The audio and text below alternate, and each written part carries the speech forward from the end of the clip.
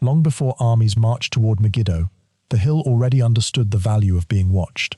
From its rising ground, the roads of the southern Levant seemed to gather beneath it, crossing the landscape like lines drawn toward a single point. Merchants moving north from Egypt, messengers carrying royal orders, herders guiding animals between valleys, and soldiers searching for the fastest road to an enemy all passed through a world in which Megiddo mattered. It was not the largest city the ancient Near East would ever know, nor the richest. But it stood near routes that connected powerful regions, and that made its walls far more important than their size suggested. To the south lay Egypt, wealthy, organized, and accustomed to projecting its authority beyond the Nile. To the north and east lay a patchwork of Canaanite cities, local rulers, rival interests, and larger powers watching the same corridors of trade and movement. Control was rarely simple. A city might send tribute one year, resist the next, and change allegiance when a stronger army appeared on the horizon. Kings were not moving pieces on a neat map. They were balancing fear, opportunity, family ties, local pride, and survival.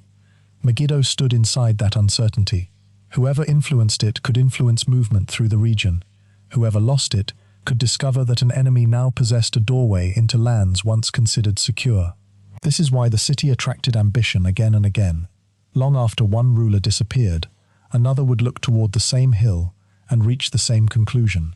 Megiddo could not simply be ignored. Yet the story that survives is incomplete.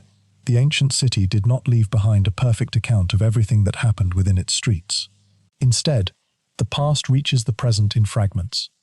There are stones, walls, gates, storage areas, objects dropped or buried, and layers left by generations who built over what came before. There are also written records, especially those created by powerful rulers who wanted victories remembered in a particular way. One witness lies beneath the soil, the other speaks in the language of kings. Between them is a silence. That silence matters, because the siege of Megiddo would later become one of the most famous military episodes of the ancient world. It is remembered for strategy, risk, and the expansion of Egyptian power under Pharaoh Thutmose III. But a different question now hangs over the story. Could there have been methods of pressure that the surviving accounts did not describe? Could smoke, polluted resources, sickness, or some form of environmental manipulation have played a role that archaeology can no longer easily see? There is no direct evidence proving that Thutmose III used chemical or biological weapons at Megiddo. That boundary must remain clear. But the absence of proof creates its own mystery, because ancient warfare often depended on more than bronze blades and chariots. Armies learned from experience. They knew that fire could drive people from enclosed places. They knew that foul water could make men weak. They saw disease spread through crowded camps. They understood, even without modern science, that the environment could destroy an army as surely as an enemy.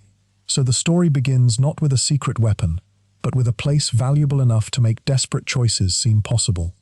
Imagine the mound before dawn. The roads are quiet. Somewhere far to the south, an Egyptian court is receiving troubling news. Local rulers are resisting. Alliances are hardening. A coalition is gathering around the very city that commands the routes Egypt cannot afford to lose. The hill waits, as it has waited before. What follows will be remembered as a campaign of bold decisions. Yet beneath the official story lies a quieter question. When a ruler believes a frontier depends on one fortified city, where does ordinary strategy end, and where might darker methods begin? And far away, a pharaoh begins to move. The news reaching Egypt was not simply that one city had become troublesome, it was that resistance had begun to organize. Across the Canaanite world, local rulers, who normally guarded their own interests, now had reason to stand together.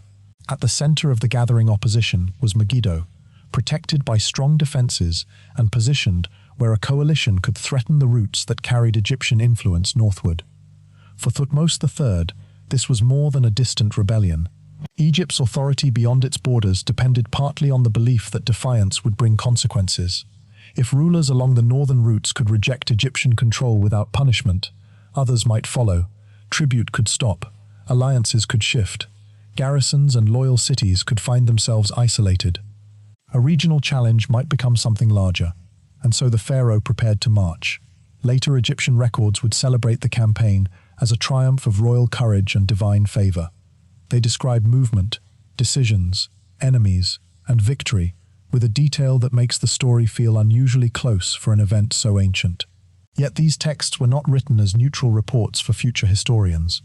They belonged to the world of kingship, memory, and power. Their purpose was not merely to record what happened, it was to show what kind of ruler Thutmose III was supposed to have been. That distinction changes how the story must be heard. A royal inscription can preserve truth and shape it at the same time. A victory may be real, while embarrassing confusion disappears. A clever decision may be emphasized, while ordinary suffering receives no space at all. The defeated may be reduced to obstacles in the path of a ruler whose success must appear inevitable. Even silence can become part of the design. This does not mean the Egyptian account should be dismissed. Without it, much of the campaign would be far harder to reconstruct. But it does mean that the most important witness to Megiddo also had a strong reason to control the memory of Megiddo. Somewhere inside that tension lies the question of unconventional warfare. If Egyptian soldiers used smoke simply to obscure a position, would a royal scribe consider it worth recording? If water access was restricted until sickness spread, would that be described as a weapon, or merely as part of a successful siege? If defenders weakened because crowded conditions produced disease, would the victors even understand the cause in terms recognizable today? And if something disturbing had been done deliberately, would a monument designed to praise the pharaoh mention it? Kings often wanted posterity to remember the decisive moment. Not every method that made the decision possible. The coalition around Megiddo had advantages. Its leaders knew the land. They could draw strength from nearby cities and from the defensive position of Megiddo itself. They did not need to defeat Egypt everywhere. They needed to make the cost of control high enough that Egyptian authority weakened. Thutmose faced the opposite problem. His army was operating far from the Nile heartland. Every mile north stretched supply, communication, and certainty. A slow campaign could encourage more resistance. A failed attack could damage the image of Egyptian power beyond the battlefield. So speed mattered, surprise mattered, reputation mattered. The coming struggle was therefore not only between two armies, it was between two versions of the future.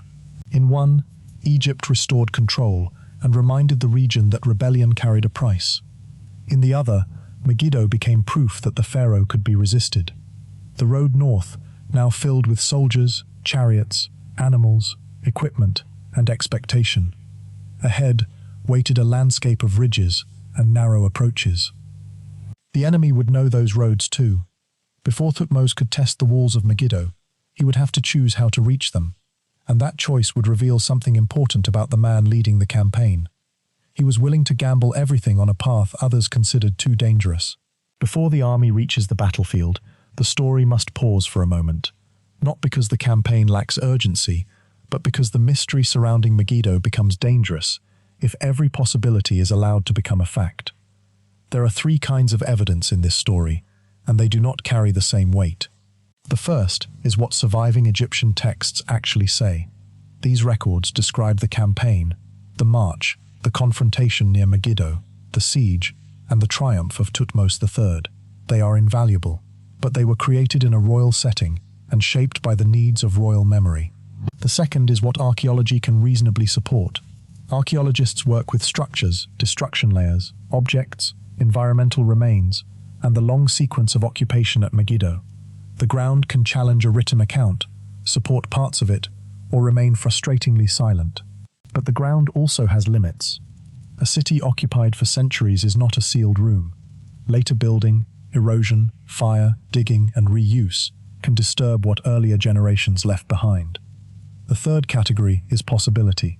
This is where the central mystery lives. It is possible to ask whether ancient soldiers could use irritating smoke. It is possible to consider whether access to water was deliberately restricted, or whether resources could be contaminated. It is possible to imagine disease spreading through a crowded city under siege. It is even possible to ask whether commanders learned, through observation alone, that certain conditions made enemies sick. But possibility is not proof. There is no direct evidence currently establishing that Thutmose III ordered a chemical or biological attack during the siege of Megiddo. No surviving record clearly describes such a weapon. No accepted archaeological discovery from the siege securely demonstrates one. Any documentary that begins by declaring the mystery solved would therefore be telling more than the evidence allows. And yet the question does not disappear. Ancient warfare existed in a world without modern categories. A Bronze Age commander did not separate chemical warfare, biological warfare, environmental warfare, and siegecraft using the language familiar today. He saw effects. Smoke drove men back. Bad water weakened a camp. Rotting material attracted insects and foul odors. Crowding increased sickness. Hunger made defenders less capable of fighting. Fire damaged wood and frightened animals. Knowledge could be practical without being scientific. This creates an uncomfortable gray area. Suppose an army blocked access to clean water, knowing that thirst and illness would follow. Is that simply a siege? Suppose soldiers burned material because the smoke made defenders abandon a position. Is that ordinary fire attack, or a primitive chemical tactic? Suppose a city was deliberately isolated while disease spread inside. At what point does patience become biological pressure? The answers depend partly on modern definitions, but the ancient people involved would have cared more about survival than terminology. Perhaps the boundary between ordinary siegecraft and what a modern observer might call chemical or biological warfare was thinner than it appears. Absence of evidence cannot become automatic evidence of concealment. If every missing detail is treated as proof of a secret, then no theory can ever be tested. The mystery would become impossible to solve, because silence itself would always be used as confirmation. So the story will proceed differently. When the evidence is strong, it will be treated as strong. When a comparison comes from a later civilization, the distance in time will remain visible. When a scenario is only plausible, it will be called plausible. And when the record does not allow certainty, uncertainty will be allowed to remain. That restraint does not weaken the darkness around Megiddo, it sharpens it. Because once the exaggerated claims are removed, one question becomes even more unsettling. If no sophisticated secret weapon is needed, how much suffering can an ordinary siege create simply by controlling air, water, food, movement, and time? The Egyptian army was about to find out how much could be achieved through strategy alone. Ahead of Thutmose lay several routes toward Megiddo. His officers could see the danger in the narrowest path. An enemy could divide the column, trap chariots, and turn confidence into disaster. The safer roads seemed obvious. The pharaoh chose the one that did not. The road to Megiddo was not one road. As Thutmose III and his army moved north, the landscape began to force a decision. There were routes that offered room for men and chariots to travel with greater safety, and there was a narrow path through the Aruna Pass that promised speed at the cost of danger. The safer options were longer. The direct route was constricted, difficult, and vulnerable. For a commander, such a choice is never only about distance. An army is not a single body. It is a long-moving line of soldiers, animals, chariots, supplies, officers, servants, and equipment. On open ground, that line can spread, reorganize, and respond. In a narrow passage, it can be stretched until the front is separated from the rear. A small enemy force positioned well could attack one portion while the rest remained trapped behind it. The danger would have been obvious. According to the Egyptian campaign tradition, Thutmose's officers favored less risky approaches. Their concern was understandable. A coalition that knew the terrain might be waiting precisely where the road became tightest. Chariots could not maneuver. Soldiers could not form broad lines. Confusion in such a place could become panic, and panic inside a narrow route could destroy an army faster than a battle. Yet Thutmose chose the direct path. It is tempting to describe the decision as courage, because that is how royal stories often prefer bold actions to be remembered. But courage and calculation can look alike when the gamble succeeds. The pharaoh may have reasoned that the enemy would expect him to avoid the dangerous route. The very weakness of the path could become its advantage. A place too obvious for an ambush might also be a place the coalition assumed no sensible commander would use. So the Egyptians entered. The mood of the campaign changes here.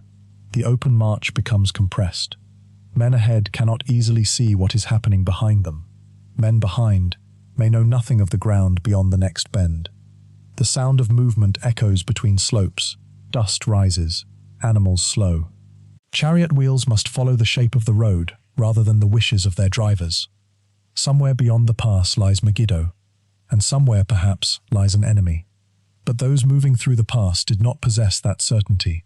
Every turn could reveal blocked ground. Every delay could mean the front had met resistance. A single rumor could travel backward through the column faster than an order. The pharaoh's decision also reveals the kind of campaign Egypt intended to fight. This was not a cautious demonstration designed merely to appear along the frontier. Thutmose needed to break the coalition before resistance spread. Speed mattered enough to justify danger.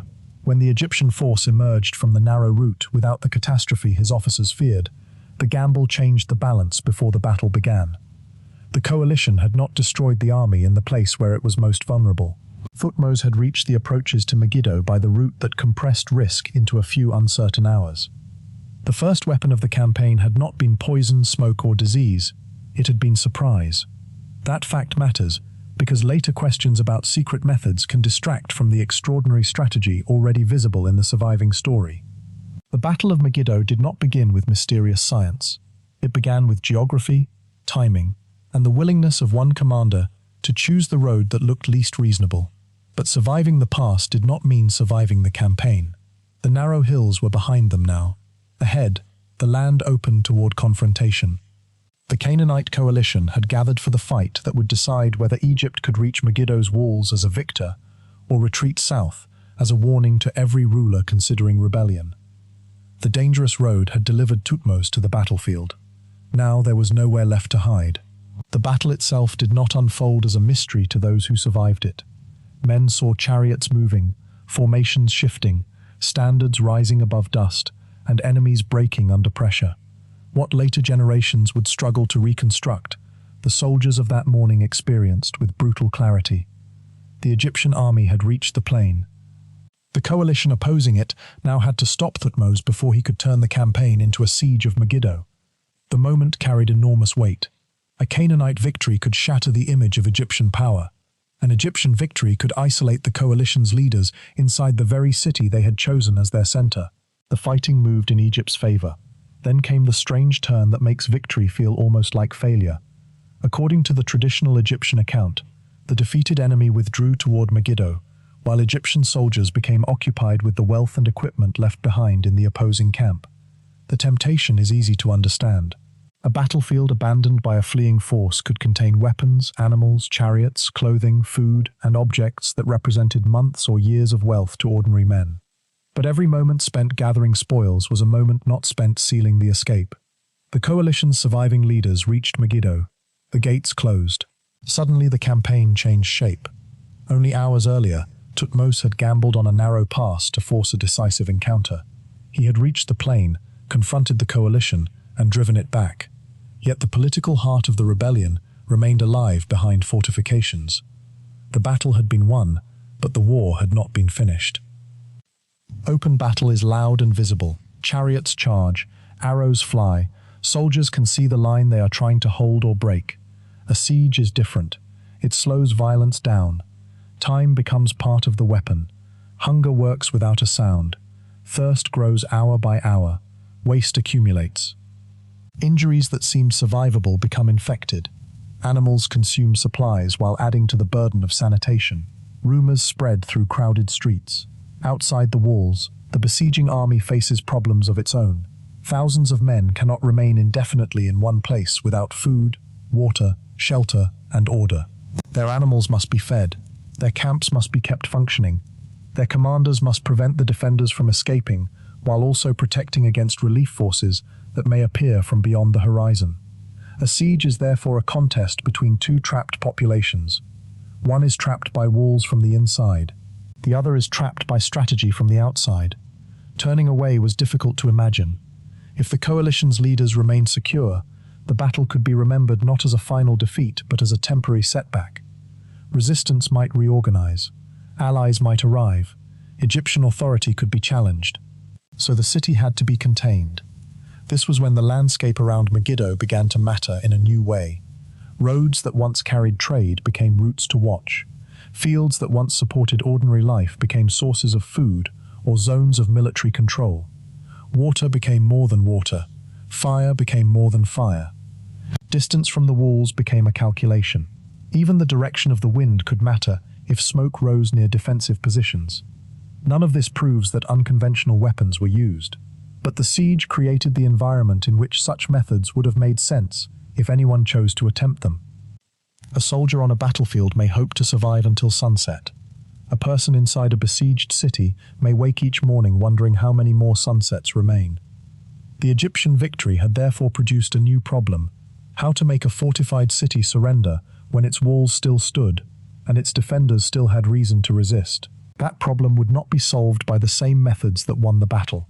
The gates had closed behind the coalition, and from that moment, the deadliest force around Megiddo no longer needed to move quickly. Once Megiddo became a siege, almost every need acquired military meaning. A gate was no longer merely an entrance. It was a point of escape, attack, and control. A road was no longer simply a road. It was a possible supply line. A well, spring, storage room, herd, patch of grain, or pile of firewood could become part of the struggle. The city had walls, but walls alone could not feed the people behind them. For the Egyptians outside, the challenge was patience. Encirclement sounds simple when reduced to a single word, yet maintaining it required constant attention. Men had to watch approaches day and night. Gaps could allow messengers to slip through or supplies to enter. A sudden attack from inside might test weak points. A relief force from elsewhere could threaten the besiegers from behind. The army that surrounded Megiddo had to become a living barrier without becoming exhausted by the task. Inside the city, the pressure took another form. Food had to be counted, water had to remain available, animals needed feed and created waste. Injured men needed care. Dead animals and human refuse had to be managed. Crowded spaces that felt secure during the first days could become oppressive as time passed. Heat, insects, odor, fear, and uncertainty would not respect rank. This is where the clean image of ancient warfare begins to break apart. Modern retellings often focus on weapons that can be seen: the bow, the spear, the chariot, the axe. But long sieges are shaped by forces that do not look heroic. Hunger weakens muscles. Dehydration clouds judgment. Infection turns a small wound into a crisis. Spoiled food can disable more people than an arrow volley. A camp with poor sanitation can become dangerous to its own army. No commander in the 15th century BCE needed to understand bacteria to notice these patterns. Experience was enough to teach that some water made people ill, that crowded camps could become unhealthy, and that smoke from certain fires was harder to endure than smoke from others. Ancient explanations for those effects could be religious, practical, or both. The cause might be misunderstood, while the result was remembered. That distinction matters. A commander can exploit an effect without understanding its mechanism. He can block a water source because he knows the enemy will weaken. He can burn material near a defensive position because the fumes force people away. He can keep a city sealed because he knows that time favors the army with better supplies. From a modern distance, some of those choices may resemble environmental, chemical, or biological warfare. To the people making them, they may simply have been siegecraft. The difficulty is proving what actually happened at Megiddo. The surviving Egyptian account tells of the campaign and siege, but it does not provide a clear description of a deliberate poison attack, engineered epidemic, or specialized toxic weapon.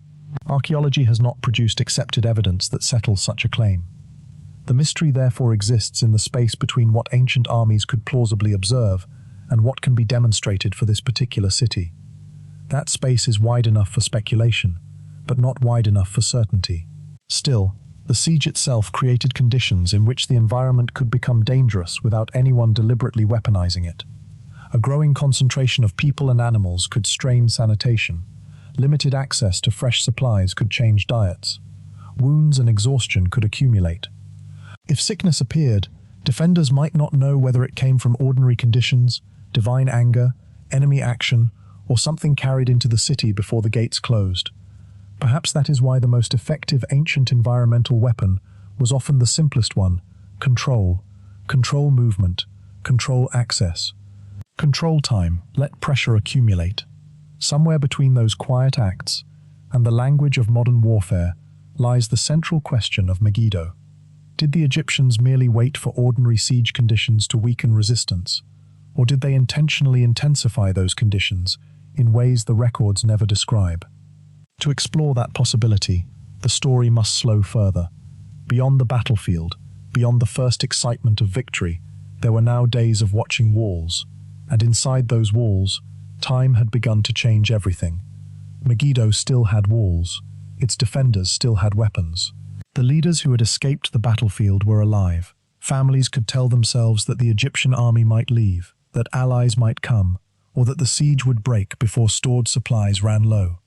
Hope is easy to preserve when time has not yet shown its price. Then the days begin to resemble one another. Guards watch the same approaches. People climb to high points and look beyond the walls for signs of movement. Smoke rises from the Egyptian camp. Dust appears on distant roads and causes brief excitement, then settles without bringing rescue. Messages become scarce. Rumor takes the place of information. The city has become an island. Before the siege, roads connected Megiddo to farms, villages, markets, and other centers of power. Now those same roads are watched. A person leaving the gates risks capture. A caravan approaching the city may never arrive. The ordinary movement that kept urban life functioning is interrupted, and the interruption grows more serious with every passing day. This is the wall around the wall. The stone defenses protect the city from immediate assault, but the Egyptian presence creates a larger, invisible boundary beyond them. The people inside can still move through streets and courtyards, yet the world available to them has suddenly become smaller. Every resource already within the city matters more, because replacing it has become uncertain. The psychological effect is slow. A battle creates fear in an instant. A siege allows fear to mature. None of these details is recorded for Megiddo as a day-by-day diary. They are part of a careful reconstruction of the pressures common to fortified communities under prolonged siege. The exact conversations are lost.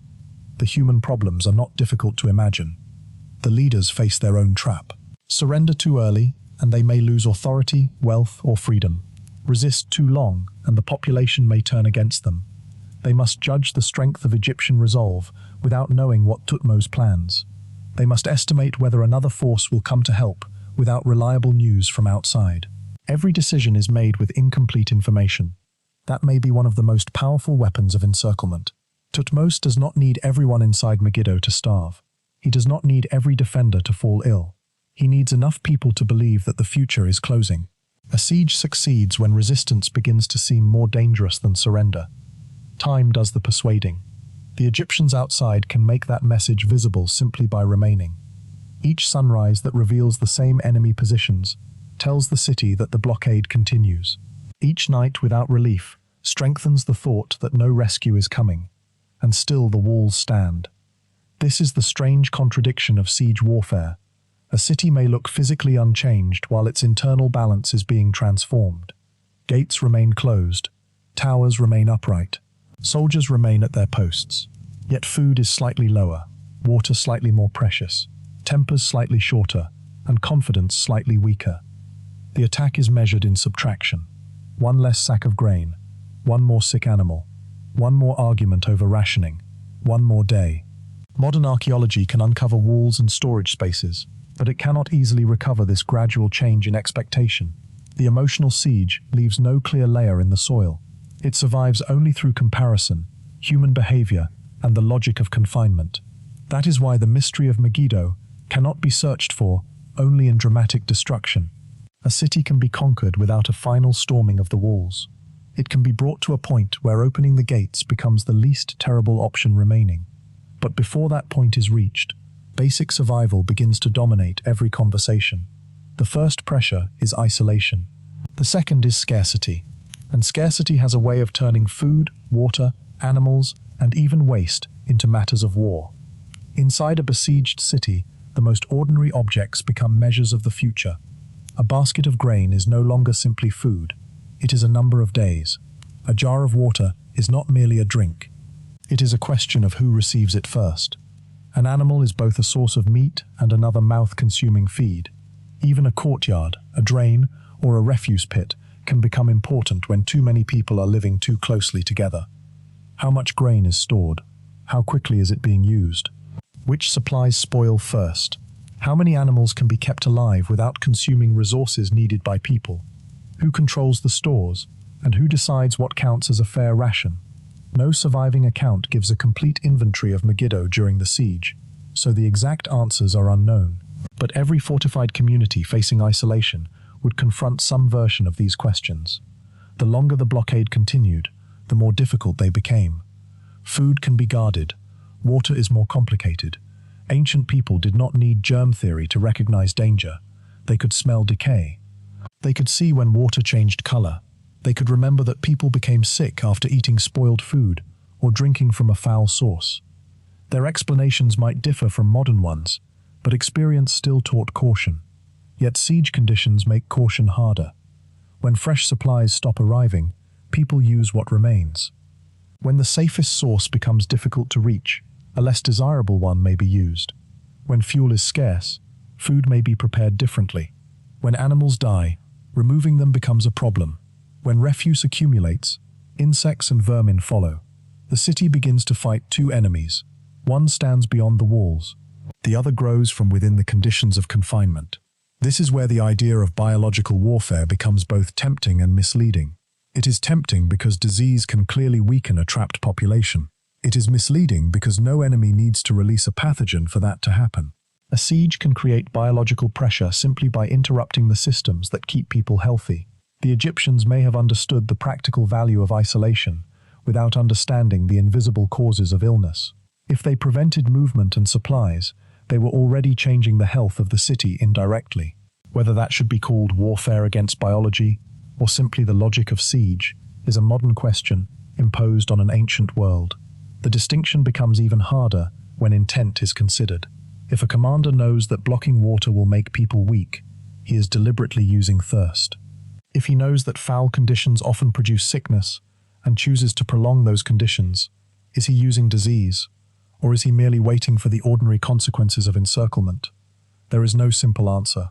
What matters for Megiddo is that the environment behind the walls was not static. Every day of isolation changed it. Food stores declined, waste increased, animals consumed resources, injuries required attention. Fear affected sleep and judgment. The strong could become weak without ever meeting an Egyptian soldier face to face.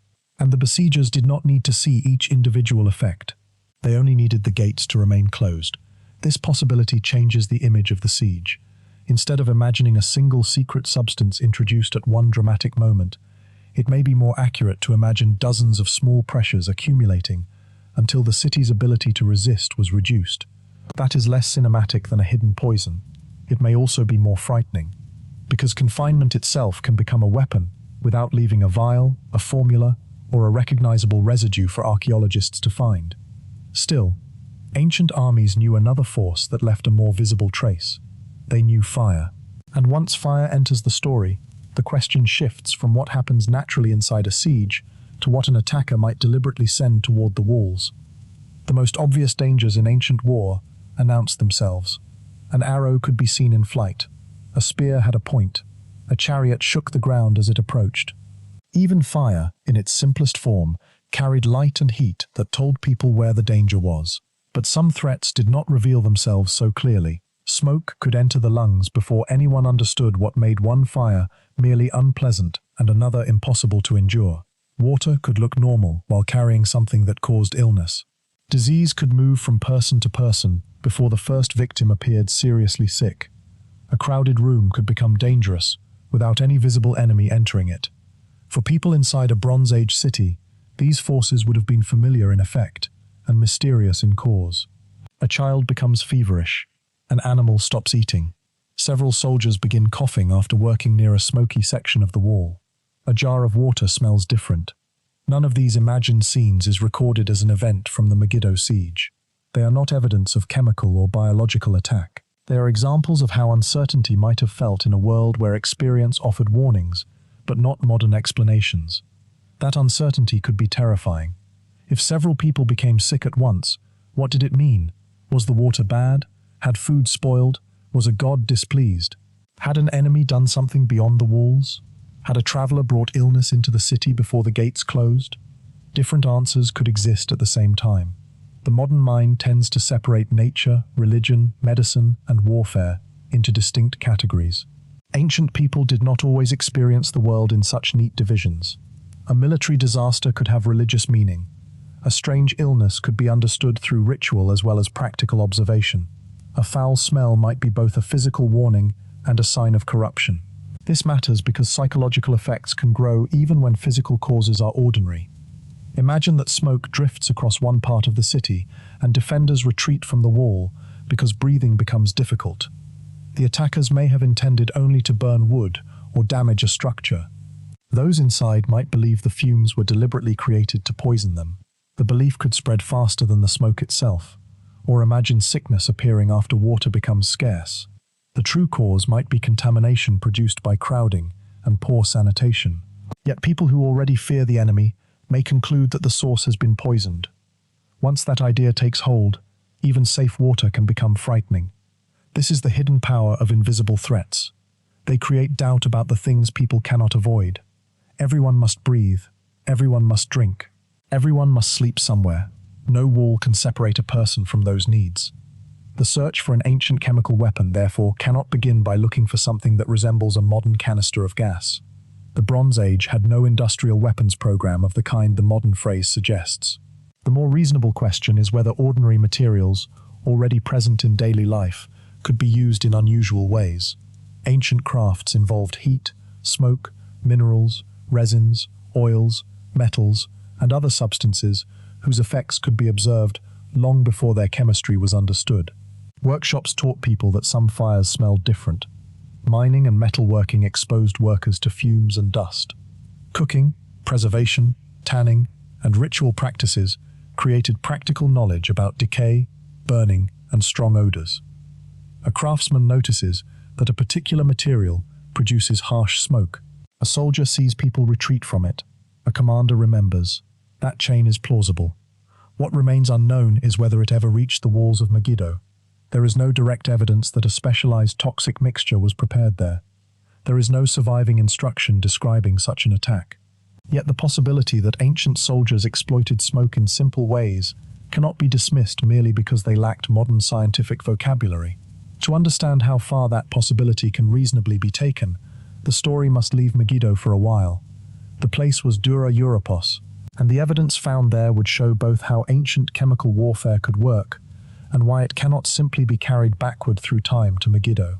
Fire is one of the oldest companions of war. It warms camps, cooks food, signals across distance, destroys wooden structures, frightens animals, and turns darkness into a field of moving light. In siege warfare, it can be used against gates, towers, roofs, stored supplies, or anything else that will burn. None of that requires mystery, but fire creates something else, smoke, and smoke is not always the same. Anyone who has stood near different kinds of burning material knows this without needing chemistry. Some smoke rises quickly and thins. Some clings low to the ground. Some stings the eyes. Some produces violent coughing. Some carries an odor so strong that people instinctively move away. Ancient people noticed effects even when they could not explain the invisible processes behind them. A metalworker did not need a modern understanding of toxic gases to know that certain fumes were unpleasant or dangerous. A miner could learn that enclosed air sometimes became deadly. A person burning resin, bitumen, damp wood, animal material, or mineral-rich substances could remember which fires produced the harshest reaction. Experience creates a kind of knowledge. The question is whether that knowledge ever crossed from workshop and accident into deliberate military use. At Megiddo, there is no direct evidence showing that Egyptian forces prepared a specialized toxic smoke weapon. That point remains important. The surviving campaign narrative does not describe one, and archaeology has not produced an accepted discovery that demonstrates one. Yet the idea itself is not technologically absurd. To make people retreat from smoke, an attacker does not need to understand molecules. He needs to observe cause and effect. Burn something. Watch what happens. Remember whether people can remain nearby. Try again under different conditions. The line between ordinary fire and chemical attack can therefore become surprisingly thin. Suppose soldiers set fire to material near a gate because they want to damage the wood. The smoke also makes defenders cough and abandon the area. Was the smoke a weapon or a side effect? Suppose attackers choose a fuel specifically because its fumes are harder to tolerate. The fire may still damage structures, but now the effect on breathing is intentional. Does that become chemical warfare? Modern definitions can make the question seem cleaner than the ancient reality probably was. For Bronze Age soldiers, the issue would have been practical. Did the method force the enemy away? Did it create fear? Did it make an enclosed place difficult to occupy? If the answer was yes, the exact category would not matter. But using smoke effectively in open siege conditions is harder than imagining it. Wind changes. Open air dilutes fumes. Defenders can move. Attackers must approach closely enough to place or ignite material. If the wind turns, the same smoke may drift back toward the people who created it. A method that works in a tunnel may fail beside a city wall. A tactic effective in a small chamber may disappear uselessly into the open sky. This is why comparisons from later warfare must be handled carefully. Evidence that toxic fumes were deliberately used in one place centuries later does not prove the same method existed at Megiddo. Technology, military practice, and local conditions change. Still, later evidence can answer one question. Could ancient people deliberately turn smoke into a weapon? For that, the story travels forward in time to the Roman-era frontier city of Dura Europos, where a violent struggle unfolded, not beneath open sky, but underground. There, in narrow tunnels where air could not easily escape, archaeologists encountered a scene that has been interpreted as something far more deliberate than ordinary battlefield smoke. The contrast is crucial. Megiddo gives us possibility without direct proof. Dura Europos gives us a proposed mechanism in a setting where toxic fumes could be trapped. Between those two places lies more than 1,000 years of history, and that distance is where caution must begin. Dura Europos stood in a different world from the one Thutmose III knew. By the time of its famous siege in the 3rd century CE, empires, weapons, engineering, and military traditions had changed enormously. The city, on the Euphrates frontier, became the scene of intense fighting between Roman defenders and Sasanian attackers. Much of the struggle unfolded through walls, towers, and underground mines. It is beneath the ground that the comparison becomes interesting. Attackers and defenders sometimes dug tunnels during sieges. One side might try to undermine a wall, the other might dig a countermine to intercept the work. In such confined spaces, the environment becomes completely different from an open battlefield. Air is limited, movement is restricted, smoke cannot disperse easily. At Dura Europos, archaeologists found human remains in a tunnel associated with the siege. One interpretation argues that the attackers deliberately created toxic fumes, possibly using sulfur compounds and bitumen or pitch, to kill or disable Roman soldiers who entered the underground space. The image is disturbing because it feels unexpectedly modern. Men enter darkness believing they are about to fight with blades and shields. Instead, they encounter air they cannot safely breathe. The tunnel itself becomes part of the weapon. The walls that confine the soldiers also confine the fumes. This interpretation has often been presented as an early example of deliberate chemical warfare, but Dura Europos cannot solve the mystery of Megiddo. The two events are separated by more than a millennium. Their military technologies were different. Their political worlds were different. Most importantly, the proposed toxic attack at Dura Europos occurred in an enclosed tunnel where fumes could build to dangerous levels. Megiddo was a Bronze Age fortified city under siege in a largely open environment. That difference matters. A substance that becomes deadly in a tunnel may have little effect beside an exposed wall. A carefully prepared underground fire can trap smoke where soldiers must pass. The same smoke released outdoors may rise, scatter, or return toward the attacker. The lesson is not that Egyptians at Megiddo used the same method. The lesson is that ancient people were capable, at least in later periods, of deliberately exploiting the harmful properties of smoke under the right conditions. That possibility changes the historical question. Instead of asking whether chemical warfare was too advanced for the ancient world, the better question becomes when and where practical knowledge of toxic fumes was first turned into a deliberate military technique. But historians cannot fill that silence with certainty. Dura Europos shows that a deliberate toxic fume tactic is conceivable in ancient warfare. It does not create a bridge of evidence reaching backward to Thutmose III. This is where hidden history stories often make their most seductive leap. They begin with a real discovery from one period. Then they find an earlier event with a gap in the record. The gap becomes a doorway, and the later technology is quietly carried through it. Soon, Possibility is retold as fact. The responsible path is harder and more interesting. The later example can be used as a comparison, not as proof. It can show what conditions make toxic smoke effective. It can help identify what evidence might be expected if a similar tactic were used elsewhere. It can reveal practical problems that a Bronze Age army would have faced. Then the theory must return to Megiddo and stand on its own. Could Egyptian soldiers have obtained materials that produced harsh fumes? Almost certainly they lived in a world where many such materials were known through ordinary crafts and fires. Could they have observed that some smoke was harder to breathe than others? That is plausible. Could they have delivered enough of it against defenders in open conditions to influence the siege? That is a much harder question. The sky above Megiddo does not, and when the investigation returns to the 15th century BCE, wind becomes as important as fire. Returning to Megiddo after Dura Europos creates a useful disappointment. To affect defenders on open walls, smoke has to go somewhere useful. That sounds obvious, yet it changes everything. An attacker needs material that will burn in the desired way. He needs enough of it. He must carry it close enough to the defensive position to matter. He needs a method of ignition. He needs the wind to cooperate. He must keep his own soldiers from suffering the same effects. Then he needs the defenders to remain where the smoke goes. Open air is unforgiving to theories of secret gas. A strong breeze can scatter fumes before they reach meaningful concentration. A shift in direction can send smoke back toward the attackers. Defenders can move along the wall or retreat into another part of the city. Unless a gateway, room, tunnel, or other enclosed space traps the air, the effect may be temporary. This does not make smoke useless. Thick smoke can hide movement. It can sting eyes, create panic, interfere with archers, frighten animals, and force people away from a particular point. Ordinary fire can produce these effects without any special mixture. If attackers intentionally choose materials that make the smoke harsher, the tactic begins to resemble a primitive chemical attack. But resemblance is not evidence. No accepted archaeological find from the Megiddo siege shows a prepared toxic mixture placed for this purpose. No surviving Egyptian text says Thutmose ordered fumes to be used against the defenders.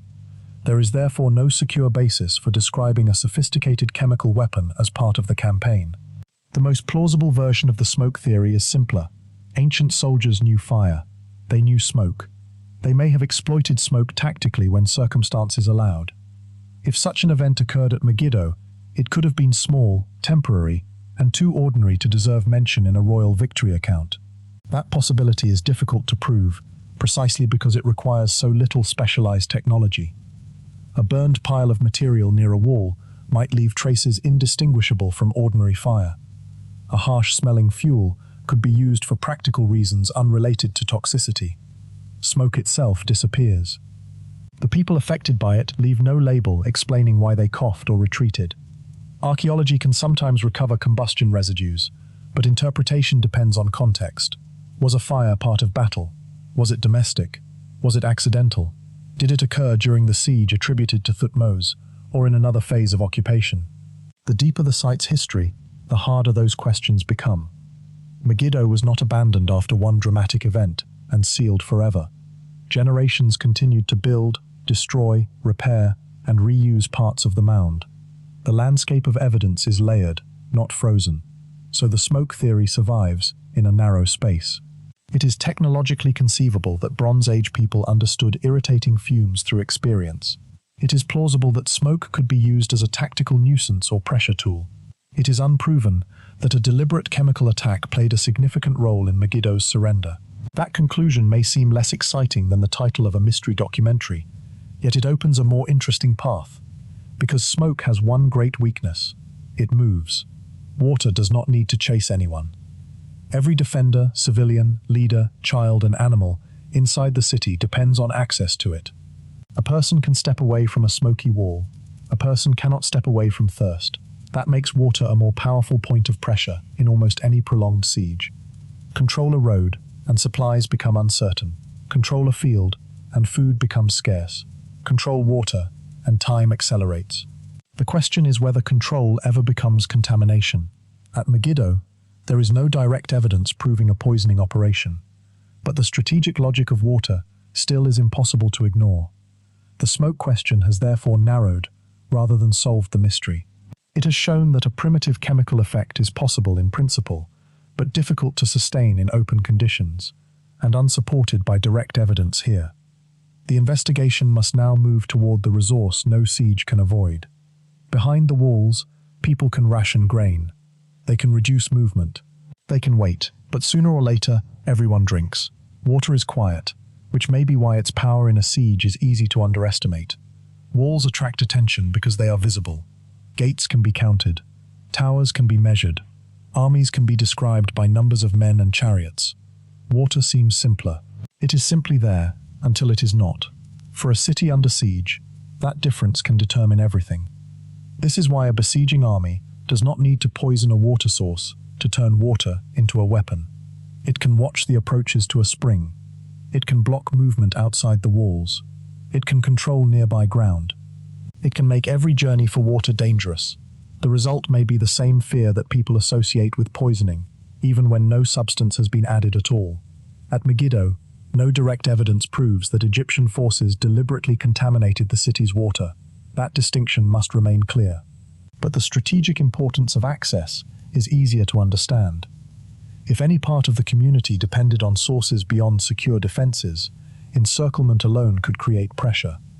If water had to be carefully stored or distributed, the siege could make every container more valuable. The real mystery begins when control becomes contamination. Ancient people knew that some water was bad. They did not need microscopes to see the consequences. A foul smell, strange taste, visible decay, dead animals nearby, or repeated illness after drinking could teach practical avoidance. Communities remembered safe sources and dangerous ones. Travelers asked where to drink. Armies learned that water could save a campaign or destroy it. Could that knowledge be turned against an enemy? In principle, yes. History contains many later accusations and accounts of wells or supplies being fouled, but proving a specific ancient event is much harder than imagining the method. Water systems change. Organic material disappears. Sediments move. Later occupants clean, rebuild, deepen, or abandon sources. Even if archaeologists find contamination, they still have to determine whether it was deliberate. A poisoned source and a dirty source can produce similar evidence. Intent leaves the weakest trace. That is the problem at Megiddo. Suppose sickness appeared during the siege. It could come from crowding, spoiled food, poor sanitation, insects, wounds, or contaminated water created accidentally. To argue for deliberate poisoning, evidence would need to show more than illness. It would need to connect the illness to a specific source, the source to an unusual contaminant, the contaminant to the correct phase of the siege, and the act to enemy intention. Each step is difficult. Together, they create a chain that the surviving evidence does not provide. Yet the theory remains attractive because water offers something smoke does not. Smoke is uncertain. It moves with air. Water is consumed by choice, but the choice may become unavoidable. If a population has only one reliable source, fear of that source can become almost as powerful as actual contamination. People may hesitate to drink. Rumors may spread. Leaders may lose confidence in their own supplies. A single unexplained illness can create suspicion far beyond the person who is sick. The psychological effect can multiply the physical one. This is where ancient siegecraft and modern labels begin to blur again. A commander who denies water is clearly using environmental pressure. A commander who deliberately fouls a source moves closer to what modern observers might call chemical or biological warfare, depending on the method. But the people living through the event would not debate the category. They would ask only whether the water was safe, and as the siege continued, that question could become more important than the strength of the walls. To understand whether deliberate contamination was even imaginable, the story must look beyond weapons and into ordinary ancient knowledge. People learned from kitchens, farms, animals, wells, wounds, and death. They noticed patterns, and sometimes, noticing a pattern is enough to turn an accident into an idea. Knowledge does not begin with explanation. Long before anyone understood microbes, people noticed that some things made the body sick. Meat left too long in heat could become dangerous. Water near decay could smell wrong. Certain plants caused pain, sleep, vomiting, or death. Bites from animals could lead to fever. A wound that looked small one day could become swollen and deadly a few days later. The causes were hidden, but the patterns were visible. That distinction matters when considering ancient poisoning. A person does not need modern chemistry to learn that a substance is harmful. He needs only memory. If an animal eats a plant and dies, the lesson may survive. If people drink from one source and become ill while those using another remain healthy, the difference may be noticed. Knowledge can be passed through warning, custom, ritual, or simple fear. Over generations, such observations create a practical map of danger. Could someone then use that knowledge deliberately? Perhaps. But the moment the question becomes specific to Megiddo, evidence becomes thin. There is no known text from the campaign describing Egyptian specialists preparing poison for the city's water. There is no securely identified archaeological residue proving that a harmful substance was intentionally introduced during the siege. What exists is a general understanding that ancient people could recognize harmful materials and that siege conditions made water and food vulnerable. The gap between those statements is where speculation lives. It is easy to cross that gap too quickly. A storyteller can say that ancient Egyptians knew poisonous plants, then that Egyptians besieged Megiddo, then that poison could be placed in water. Three individually plausible ideas are joined until the listener feels that poisoning must have occurred. But history does not work by accumulation of possibility. Each connection needs evidence. That sounds like the perfect explanation for missing evidence. If the disappearance of evidence is treated as proof that something happened, then every invisible theory becomes equally possible. One could invent almost any secret method and defend it by saying, "Time erased the traces." A responsible investigation must do the opposite. It must ask what independent signs would remain. Was there a written reference to fouled water?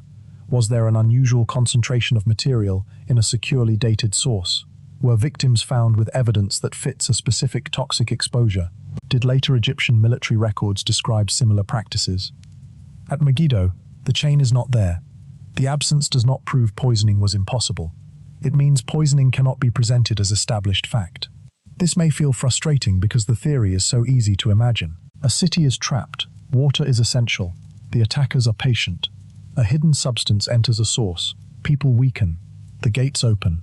It has the shape of a perfect mystery. Real history is less obedient. Sickness can appear without poison. Water can become unsafe through crowding. Food can spoil. Animals can contaminate living spaces. Fear can make ordinary symptoms seem like evidence of enemy action. A siege creates many overlapping causes, and thousands of years later, those causes are difficult to separate. That is why the most important question is not whether ancient people knew poisons. They almost certainly knew that certain substances were dangerous through experience. The harder question is whether someone at Megiddo intentionally used that knowledge as a weapon. For now, the answer remains unknown, yet the investigation has reached another threshold. Poisoning is a chemical idea. A harmful substance enters the body. Disease introduces something more complicated. It can move. It can pass between people. It can travel with animals, insects, clothing, food, and water. And once it begins spreading, the attacker may lose control as easily as the defender. That makes biological warfare both more terrifying and more difficult to prove. The story must now move from contamination to contagion, where the line between a weapon and an outbreak becomes thinner still. Contamination and contagion can look similar from a distance. To the people living through these events, the distinctions may not be obvious. To a historian thousands of years later, they can be almost impossible to prove. This is why the idea of biological warfare at Megiddo must be approached carefully. Disease during a siege can have many origins. It can appear naturally. It can be brought accidentally by soldiers, travelers, animals, or trade. It can grow because sanitation has collapsed. It can spread because hunger has weakened people.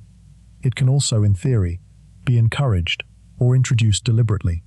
Those possibilities form a ladder. The first step requires no enemy action at all. Crowd enough people and animals into a restricted space, reduce fresh supplies, allow waste to accumulate, and ordinary illness can become harder to control. The siege itself changes the conditions under which people live. The second step is indirect pressure. An attacker blocks clean water, prevents waste removal, destroys nearby food, or keeps the population confined while knowing that health will deteriorate. The goal may be surrender rather than disease, but sickness becomes part of the expected result. The third step is deliberate contamination. Something harmful is intentionally placed where the enemy will eat, drink, touch, or remain nearby. The attacker may not understand microbes, but he knows from experience that the material can cause illness. The fourth step is true intentional transmission. A commander attempts to spread a contagious disease through infected people, animals, or objects, because he expects the sickness itself to move through the enemy population. Each step requires stronger evidence than the one before it. At Megiddo, the evidence becomes weaker as the claim becomes more dramatic. A prolonged siege creating unhealthy conditions is entirely plausible. Deliberate manipulation of resources is possible in principle, but not specifically demonstrated. An organized biological attack designed to spread disease is not established by the surviving record. The distinction matters, because modern language can collapse all four steps into one phrase. A documentary may say, biological warfare, and the listener imagines a planned secret weapon. But a city weakened by disease after weeks of confinement could be biologically devastated without anyone intentionally introducing a pathogen. That may be the most unsettling possibility. The siege does not need a scientist. It needs time. It needs crowding. It needs uncertainty. The natural world can do the rest. An attacker who understands only that long sieges make cities weaker may benefit from disease without ever knowing why it spreads. He may see fewer defenders on the walls, hear reports of sickness, and simply continue waiting. At what point does benefiting from disease become using disease? There is no easy historical answer. Intent matters, but intent is one of the hardest things to recover from ancient evidence. A commander may never write down the practical reasoning behind a decision. A royal inscription may celebrate victory without describing the suffering that made surrender possible. Archaeological remains may reveal illness, but not the thoughts of the people outside the walls. This is why the Megiddo question cannot be solved by finding evidence of sickness alone. Even if future research showed that disease affected the city during the siege, another question would immediately follow. Who caused it? And after that, did they mean to? The documentary now moves toward a comparison that makes those questions even more provocative. Later in the Bronze Age, records connected with the Hittite world have inspired a controversial theory that disease may have been deliberately exploited in war. The idea involves epidemic illness, infected animals, and enemies who may have understood more about contagion through observation than modern people once assumed. The evidence is debated, the chronology is later, the connection to Megiddo is not direct, but the theory matters because it asks whether Bronze Age rulers could cross the final step on that ladder, not merely waiting for sickness, but arranging for sickness to travel. If that happened anywhere in the ancient Near East, then biological warfare would no longer be only a modern concept projected backward. It would become an ancient possibility. The next question would be far more dangerous. How early did someone first think of it? An ancient army carried more than weapons.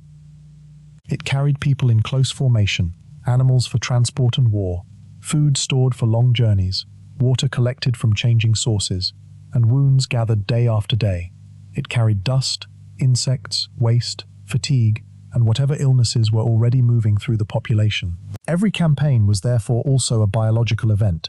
Soldiers marched together, slept near one another, shared supplies, handled animals, and entered unfamiliar environments.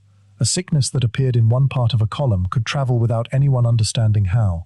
A fever might be blamed on bad air, divine anger, polluted water, exhaustion, or some combination of causes that made sense within the beliefs of the time. The invisible passenger did not need a name. It only needed opportunity. This is why disease appears again and again in the history of armies. Large groups of people create conditions in which illness can spread, especially when sanitation is poor and nutrition weakens. Wounds add another danger. A cut from battle may not kill immediately, yet infection can turn it into a slow sentence. Animals complicate the picture further. Horses, cattle, sheep, goats, and other animals move beside people in ancient military systems. They bring their own diseases and parasites. They consume water and food. They produce waste. They can die on the road and create new sanitation problems. A campaign is a moving mixture of human and animal life under stress. None of this is biological warfare. It is the biological reality of pre-modern war. The mystery begins when people recognize patterns. The cause may remain unknown. The effect may still be useful. Modern biological weapons depend on scientific knowledge, controlled agents, and deliberate systems of production and delivery. Projecting that image directly onto the Bronze Age would be misleading. If ancient biological warfare existed, it would likely have been far cruder, built from observation rather than microbiology. A diseased animal could be moved, a contaminated object could be abandoned, a sick person could cross into enemy territory. But each of these possibilities creates the same historical problem: intent. Was the animal sent because it was sick, or did it become sick afterward? Was the object deliberately contaminated, or merely dirty? Did illness spread because someone planned it, or because armies are naturally good at spreading disease? The evidence must distinguish accident from design. That is extraordinarily difficult thousands of years later. Ancient texts may describe plague without identifying the disease in modern terms. Religious language may portray illness as divine punishment. Later writers may exaggerate or misunderstand earlier events. Human remains can sometimes reveal infection, but they rarely explain how the infection arrived, or whether anyone wanted it to spread. This is why claims of ancient biological warfare remain controversial, even when they are plausible. The concept may be old. The proof is usually fragile. For Megiddo, this caution is essential. No surviving account clearly states that Thutmose III sent infected people or animals into the city. No accepted archaeological evidence establishes such an operation. A natural outbreak during a siege would require no secret plan at all. Yet the wider Bronze Age world offers a provocative comparison. Several centuries after Thutmose's campaign, texts and later medical interpretations connected with the Hittite sphere have led some researchers to ask whether epidemic disease, possibly tularemia, was deliberately exploited against enemies. One controversial version of the theory involves infected animals being sent toward hostile populations. The idea is not accepted as a simple, settled fact, but it changes the question. If people in the Bronze Age could recognize that sickness followed certain animals or movements, then deliberate biological manipulation becomes at least imaginable. The distance between imaginable and proven remains wide. The next part of the story enters that distance, where a mysterious epidemic, ancient records, and modern diagnosis have created one of the most debated examples of possible biological warfare before classical antiquity. The Hittite world appears in this story as a warning against simple answers. Centuries after Thutmose III marched toward Megiddo, the eastern Mediterranean and Anatolia were shaped by different powers, different conflicts, and different records. Among those records are references to epidemic disease that devastated populations in the late Bronze Age. Modern researchers have attempted to identify the illness, and one proposal has linked some descriptions to tularemia. From there, a more controversial idea emerges. Some scholars have suggested that infected animals may have been moved toward enemy territory in a way that deliberately encouraged disease. Popular retellings sometimes describe diseased rams being sent among opponents, turning the animals into primitive biological weapons. It is also a theory that demands caution. Retrospective diagnosis is difficult. Ancient texts rarely describe symptoms with the precision of modern clinical records. The same words can refer to different illnesses. Translation creates uncertainty. Environmental conditions change. A disease common in one period may not fit another as neatly as later readers hope. Intent is even harder to establish. An infected animal crossing into hostile territory does not automatically mean someone sent it as a weapon. Herds move, trade moves, raiding moves animals. Refugees move. Disease can spread along the same routes armies use without any plan behind it. To argue for deliberate biological warfare, the pattern must suggest more than coincidence. This is why the Hittite plague theory remains provocative rather than conclusive. It shows that serious researchers have considered whether Bronze Age societies could notice the relationship between animals, movement, and epidemic disease well enough to exploit it. The idea of ancient biological manipulation is therefore not purely a fantasy invented by modern mystery channels. But it cannot be carried backward to Megiddo as proof. The chronology does not match. The political setting is different. The evidence belongs to another historical problem. Thutmose III's campaign took place earlier, in a different region and under different circumstances. No known Egyptian account of Megiddo describes infected animals being introduced into the city. No secure archaeological evidence ties such a practice to the siege.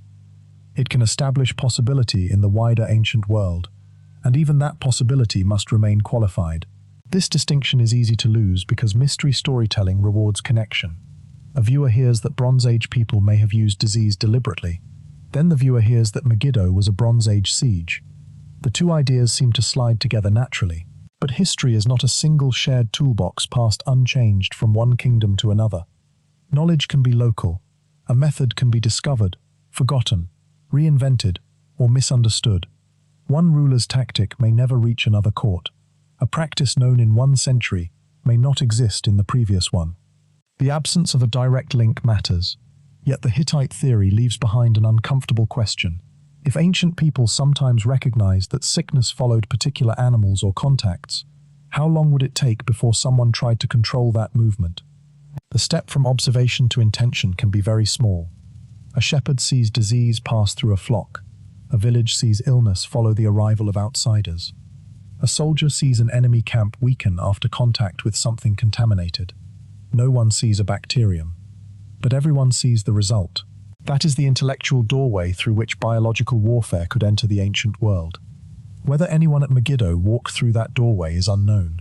The evidence examined so far does not show it. The next step is therefore to return to the siege itself and rank the possibilities carefully. Disease may have appeared naturally. The Egyptians may have benefited from conditions that made illness more likely. They may have deliberately worsened those conditions. Or, at the most speculative end, they may have attempted to introduce disease. Each claim requires a different level of proof, and when those levels are separated, the mystery begins to look very different. Returning to Megiddo after the Hittite comparison makes the evidence look both richer and thinner. Richer, because the wider ancient world shows that disease could be observed, feared, and perhaps even manipulated. Thinner, because none of that tells us what Thutmose III actually ordered during this particular siege. The possibilities can now be separated. The first is the simplest: natural outbreak. A crowded city under pressure can become unhealthy without enemy intervention. Food changes. Waste accumulates. Injuries worsen. People sleep badly. Animals share limited space with humans. If disease spreads, the siege may intensify it simply by preventing normal movement and resupply. This requires no secret weapon. The second possibility is indirect manipulation. The Egyptian army maintains the blockade, restricts access to resources, controls movement, and perhaps prevents the defenders from improving their situation. If illness grows inside, the attackers benefit. They may even understand that prolonged confinement tends to weaken cities. But the disease itself is not necessarily introduced by them. The third possibility is deliberate contamination. Here the claim becomes stronger. Something harmful is intentionally placed in water, food, or another shared resource, because the attackers expect people to become ill. The fourth possibility is deliberate transmission of contagious disease. Now the claim becomes strongest of all. An infected person, animal, or object is used specifically because the attacker expects disease to spread from one victim to another. For Megiddo, the evidence decreases as the claim rises. The natural effects of siege are plausible. Environmental pressure is consistent with the logic of encirclement. Deliberate poisoning is possible in principle but unproven. A planned biological attack is not established by the surviving record. They are not. A city can suffer biological consequences without a biological weapon. It can experience disease because of crowding, hunger, contaminated surroundings, and stress. An attacker can intentionally maintain the siege and knowingly benefit from that suffering without ever releasing a pathogen. This creates a moral puzzle that history cannot answer with modern labels alone. If a commander knows that confinement will make people sick and deliberately continues the blockade, is he using disease? Most historians would still describe that as siege warfare, because the disease is a consequence rather than a specifically delivered agent. But to the people behind the walls, the distinction may have felt meaningless. A fever does not care whether it was planned. A thirsty child does not care whether the water became unsafe by accident. A wounded soldier does not care whether infection was part of an enemy strategy. The body experiences the result, not the category. This may be the real reason stories of ancient biological warfare are so compelling. They give intention to suffering that may otherwise seem random. A secret weapon creates an author. Someone planned the horror. Someone knew. But ancient history often offers something more disturbing. No one needs to understand the process for the process to kill. A siege can create its own ecology of weakness. Once enough people are confined, once resources decline, once waste accumulates and health deteriorates, the environment begins doing work that no army could easily control. The attackers may simply wait. This is where the title of the mystery begins to turn inside out. Perhaps Megiddo was not subjected to a hidden biological weapon. Perhaps the siege itself was the mechanism. That does not mean the Egyptians were passive. Encirclement is an intentional act. Restricting movement is an intentional act. Sustaining pressure is an intentional act. But the biological consequences can emerge from those choices without a separate plan to spread disease. If so, later observers searching for a secret method may be looking for the wrong thing. The real weapon would leave no container, no formula, no special unit of soldiers. Only time, pressure, and a population forced to remain in one place. Yet disease attacks more than the body. It changes behavior. It creates rumor. It makes people suspicious of food, water, strangers, animals, and even one another. And that brings the story to the next battlefield, one that cannot be excavated from stone, the battlefield inside the mind. Because a city does not need proof that an invisible weapon exists. Sometimes it only needs to believe. Inside a besieged city, information arrives unevenly. A guard sees smoke near one section of the wall. A family hears that someone became ill after drinking from a certain jar. An animal dies in a courtyard. A soldier collapses from exhaustion. Each event may have an ordinary cause, but ordinary causes do not always feel ordinary when an enemy is waiting outside. A rumor begins with a question. Was the water poisoned? Was the smoke deliberate? Did the Egyptians send sickness into the city? No surviving account tells us that the people of Megiddo asked these exact questions. The scenes are imagined, not recorded, yet the psychology behind them is familiar. When people are isolated, frightened, and uncertain, they search for patterns. Separate events begin to connect. Coincidence acquires intention. This is how an invisible weapon can exist before anyone proves it is real. Suppose several defenders become sick. One person remembers a strange smell near the gate. Another remembers smoke drifting across the wall. A third claims the enemy was seen carrying unfamiliar material. The story grows. Soon the illness is no longer random. It has an author. That shift matters, because fear changes behavior. People may avoid a water source that is actually safe. Soldiers may hesitate to hold a position where they believe toxic smoke will return. Families may hide food from officials because they suspect supplies are contaminated. A rumor can create scarcity even before the resource itself disappears. The attacker does not need to control every detail. He only needs the defenders to doubt their own environment. Ancient societies interpreted illness through many overlapping ideas. Practical observation existed beside religion, ritual, and belief in divine judgment. A sudden outbreak could be understood as pollution, curse, punishment, bad air, or enemy action. These explanations did not have to compete. Several could be believed at once. For leaders inside Megiddo, that uncertainty would create another problem. They had to maintain trust. A siege already asks people to accept hardship for an uncertain future. Rations may be reduced. Movement may be restricted. Guards may be ordered to remain at dangerous posts. Families may be told that rescue is coming, even when leaders do not know whether it is true. If sickness appears, trust becomes fragile. Why are officials still telling people to drink from the same source? Why are some families receiving more grain? Why are soldiers dying without visible wounds? The questions can be more dangerous than the answers. Outside the walls, the Egyptians may have known nothing about these private fears. Or they may have understood, through the general logic of siege, that uncertainty works in the attacker's favor. A city that doubts itself is easier to pressure than one united by confidence. This does not require a secret chemical weapon. It requires time and imagination.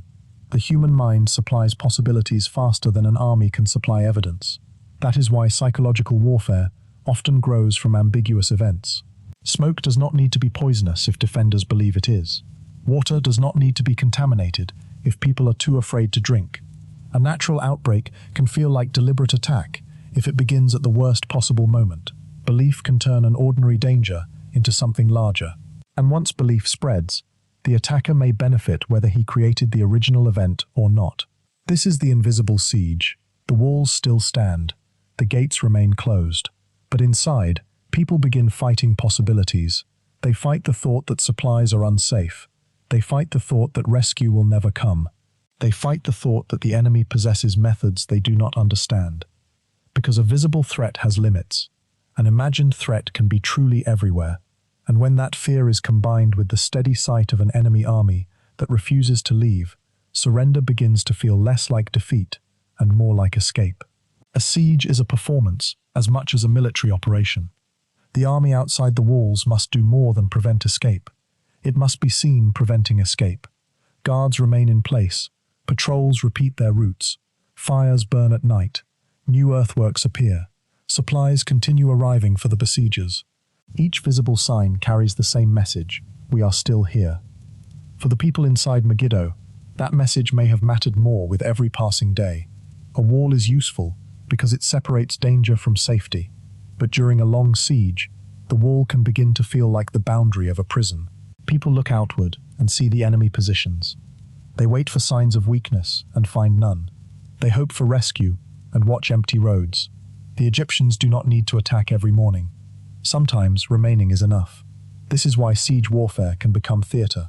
The besieging army displays endurance. The defenders display confidence. Both sides watch the other for signs that the performance is failing. A sudden increase in smoke may be interpreted as preparation for attack. Noise during the night may keep defenders awake. Movement near a gate may force soldiers to remain alert for hours. A visible construction project may suggest that the attackers are preparing something worse, even when its purpose is unclear. Uncertainty becomes part of the pressure. A defender begins each day by making predictions. Will the food last another month? Will allies come? Can the Egyptians sustain their own camp? Will the next attack be worse than the last? Will sickness spread? Can the leaders be trusted? At first, hope answers many of those questions. Then time begins answering them instead. This is why prediction may be one of the decisive weapons of a siege. People surrender not only because they are suffering now, but because they believe tomorrow will be worse. Once that expectation becomes stronger than hope, even strong walls can lose their meaning. Smoke, sickness, foul water, unexplained deaths, and shrinking supplies can all feed that expectation. They do not need to be part of one secret plan. They only need to appear connected in the minds of those trapped inside. The besieger benefits from the pattern. If defenders believe the enemy controls the air, the water, the roads, and the future, resistance begins to seem irrational. The actual power of the attacker may be less complete than it appears. The belief can do the rest. This is where conventional and unconventional warfare overlap. A fire is physical. The fear of another fire is psychological. A contaminated source is physical. The fear that every source is contaminated spreads beyond the original danger. Disease is physical. The rumor that disease was deliberately introduced gives it intention. The human mind extends the battlefield. And unlike a wall, it has no fixed perimeter. For Thutmose, the ultimate goal was not to kill every person in Megiddo. It was to end resistance and restore Egyptian control. A surrender achieved through pressure could be more useful than a ruined city gained through destruction. That gives patience strategic value. Every day the blockade continued. The defenders had to decide again whether waiting still served them. The Egyptians had to make the opposite decision. As long as the balance favored the besiegers, time became an ally.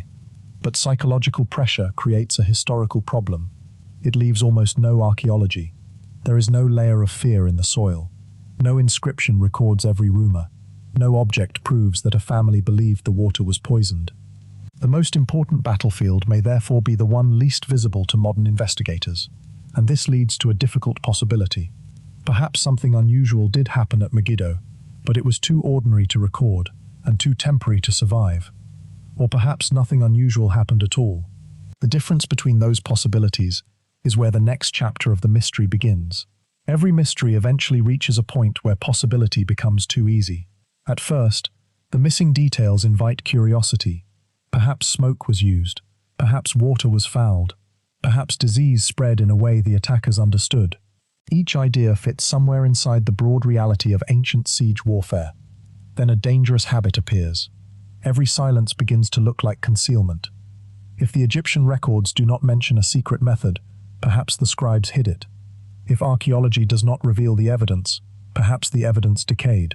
If no later tradition preserves the tactic, perhaps it was kept secret. A theory built this way can never be disproved. That is not investigation. It is belief protected from evidence.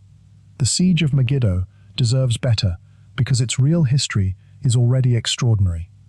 Thutmose III marched north against a coalition, chose a risky route, won the battlefield confrontation, and then faced the slower problem of forcing a fortified city to submit. None of that requires a lost superweapon. But the absence of proof does not make every unconventional possibility impossible. Some military practices are too ordinary to receive detailed description. A smoky fire near a gate might not interest a royal scribe. A decision to block access to a resource might be considered obvious siegecraft.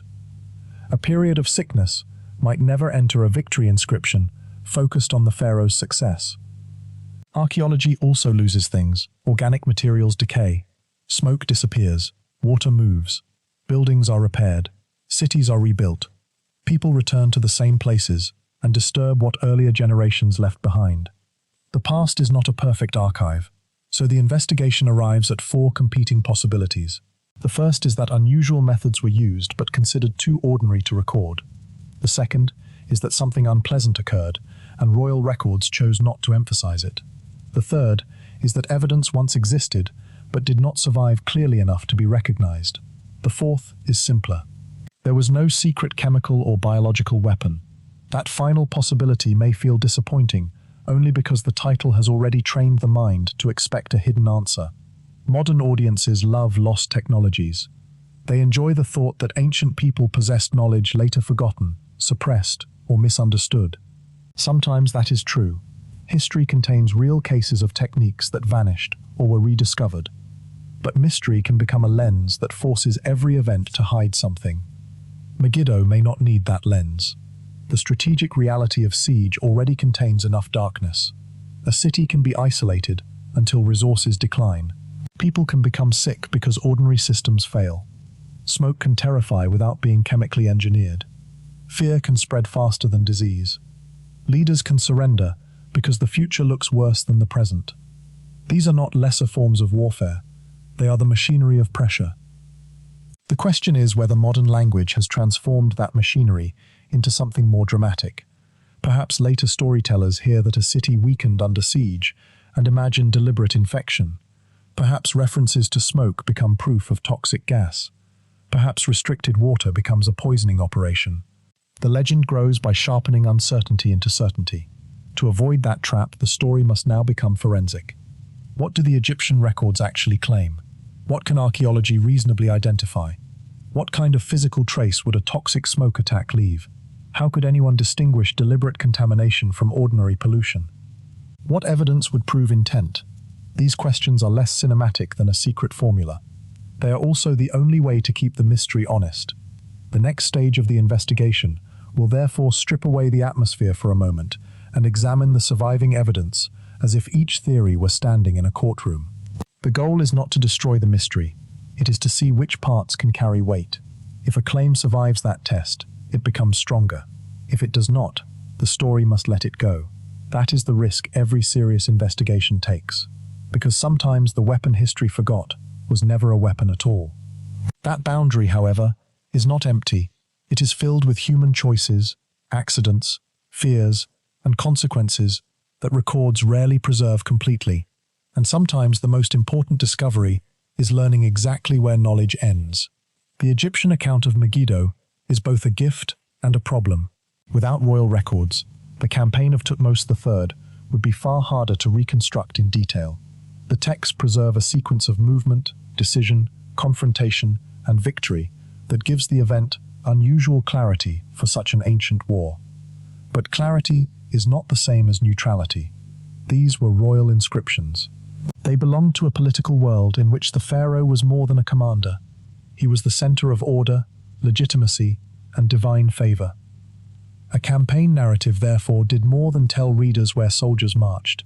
It helped explain why the king deserved obedience, and why his victories belonged within a larger vision of rightful rule. That purpose shapes what is remembered. Bold decisions receive attention. Enemy resistance becomes a stage for royal success. The pharaoh's judgment appears decisive. Victory confirms the order the text wants the audience to see. What disappears is harder to measure. A royal inscription is unlikely to become a complete diary of bad sanitation, exhausted soldiers, spoiled supplies, minor tactical failures, or the practical misery of maintaining a siege. Many ordinary methods may be omitted because they are not important to the message. This is where hidden war theories find room. If they do not describe disease, perhaps illness did not fit the heroic story. All three explanations are possible. None is evidence. Silence can support almost any theory if it is allowed to speak too loudly. This is the central problem with arguments based on omission. A missing detail may be absent because it was secret. It may also be absent because it never happened, because it seemed unimportant, because the text was damaged, or because the author had no reason to include it. The same silence can point in opposite directions. That is why historians look for independent support. A written claim becomes stronger when archaeology fits it. An archaeological discovery becomes easier to interpret when a text provides context. A later comparison can suggest possibility. None of those sources is perfect alone. For Megiddo, the question is not whether the Egyptian records tell everything. They certainly do not. The question is whether anything outside the records supports the specific claim that chemical or biological weapons were deliberately used. So far, no direct chain of evidence does. This does not make the campaign account worthless. On the contrary, it makes careful reading more important. The text can establish the broad military story while leaving many practical details unknown. It can tell us that a siege occurred without telling us every pressure applied during that siege. That distinction allows curiosity without invention. Perhaps smoke was used in an ordinary tactical way. Perhaps resources were controlled more aggressively than the record describes. Perhaps sickness affected people inside or outside the city. Those are possibilities. A secret, organized chemical-biological program is a much stronger claim. The surviving text does not establish it. The absence of a description does not prove concealment. This is where the investigation turns from words to earth. Royal inscriptions can choose what to say. Archaeological layers cannot choose, but they can be damaged, mixed, misunderstood, and incomplete. The ground beneath Megiddo preserves walls, objects, surfaces, destruction, rebuilding, and the complicated traces of people who lived there across long periods. If an unconventional attack occurred, some part of it might have left a physical signature, but knowing what to search for is only the first challenge. The harder challenge is deciding what a discovery would actually mean. A burned layer proves fire. It does not automatically prove chemical warfare. A contaminated source proves contamination. It does not automatically prove poisoning. Human remains may show disease. They do not automatically prove biological attack. The next question is therefore not simply what archaeologists have found. It is what they would need to find before the secret weapon theory could move from possibility toward evidence. Imagine that archaeologists wanted to prove a toxic attack occurred at Megiddo. What would they actually need? A dark stain in the soil would not be enough. A burned wall would not be enough. A group of sick people would not be enough. Each discovery would have ordinary explanations that must be eliminated before an extraordinary one could be accepted. For toxic smoke, context would be everything. Researchers might look for unusual combustion residues concentrated in a place connected with military action. They would need to establish that the material belonged to the correct period. They would need to show that the substances were present in a combination unlikely to result from domestic fires, workshops, ritual activity, or later occupation. Then they would have to explain delivery.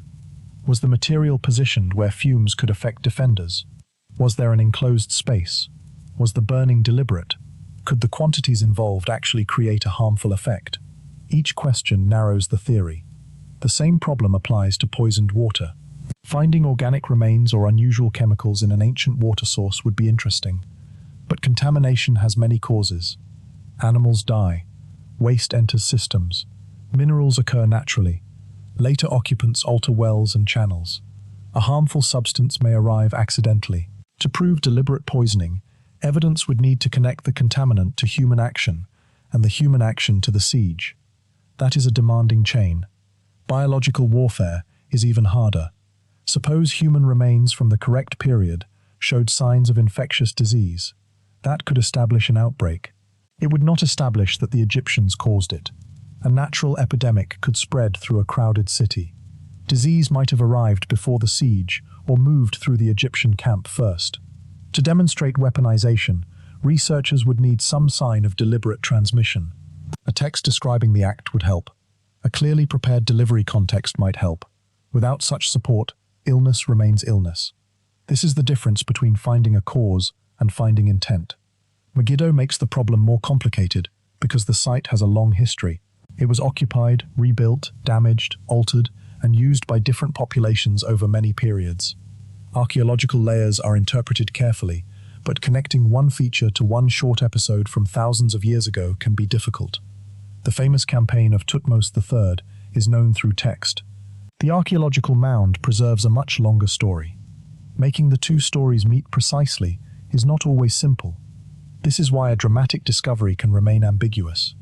A fire layer may belong to a conflict, but which conflict? A storage area may show sudden abandonment, but why? Human remains may indicate violence, but does the date fit the campaign? A residue may be unusual, but was it military? Yet archaeology remains essential because it can challenge the limits of royal narrative. A king may omit a defeat, but destruction in the ground can remain. A text may exaggerate devastation, while archaeology shows continuity. The two forms of evidence can correct one another. For the secret weapon theory, however, the standard must remain high. The stronger the claim, the stronger the evidence required.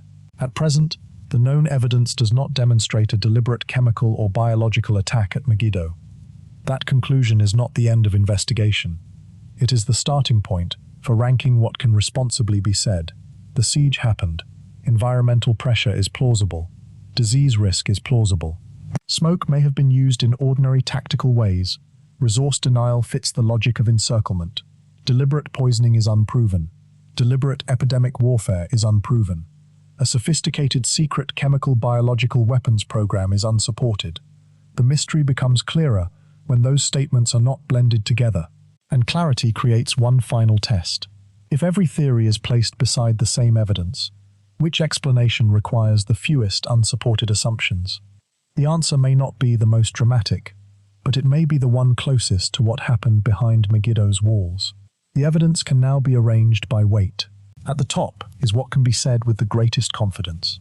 Thutmose III campaigned into the region, confronted a coalition associated with Megiddo, won the battlefield encounter, and faced the need to bring the fortified city under control. That broad story is strong. The next level contains the ordinary realities of siege. Isolation, restricted movement, pressure on supplies, the risk of poor sanitation, the danger of disease, the use of fire, the growth of fear. None of these requires a secret weapon. They belong to the basic mechanics of confining a population while an army waits outside. The next level is plausible but less certain. Perhaps the Egyptians understood that prolonging confinement would worsen health inside the city. These ideas fit what ancient people could have observed, but fitting is not proving. Below that lies deliberate contamination. Could food or water have been fouled intentionally? Yes, the act is conceivable. Is there direct evidence that it happened at Megiddo? No. Lower still is deliberate biological transmission. Could ancient people notice that disease sometimes followed animals, travelers, or contaminated material? Yes. Does the surviving evidence show Thutmose III using such a method here? No. At the bottom is the strongest version of the title. A secret, organized chemical biological weapons program deployed during the siege. Nothing examined so far establishes that claim. This hierarchy reveals the central irony of the mystery. The more dramatic the theory becomes, the weaker the direct evidence becomes. The least sensational explanation requires the fewest assumptions. A defeated coalition retreats into Megiddo. The Egyptians surround the city. Time and pressure do their work. Resources decline. Morale weakens. The defenders eventually submit. That story is not dull.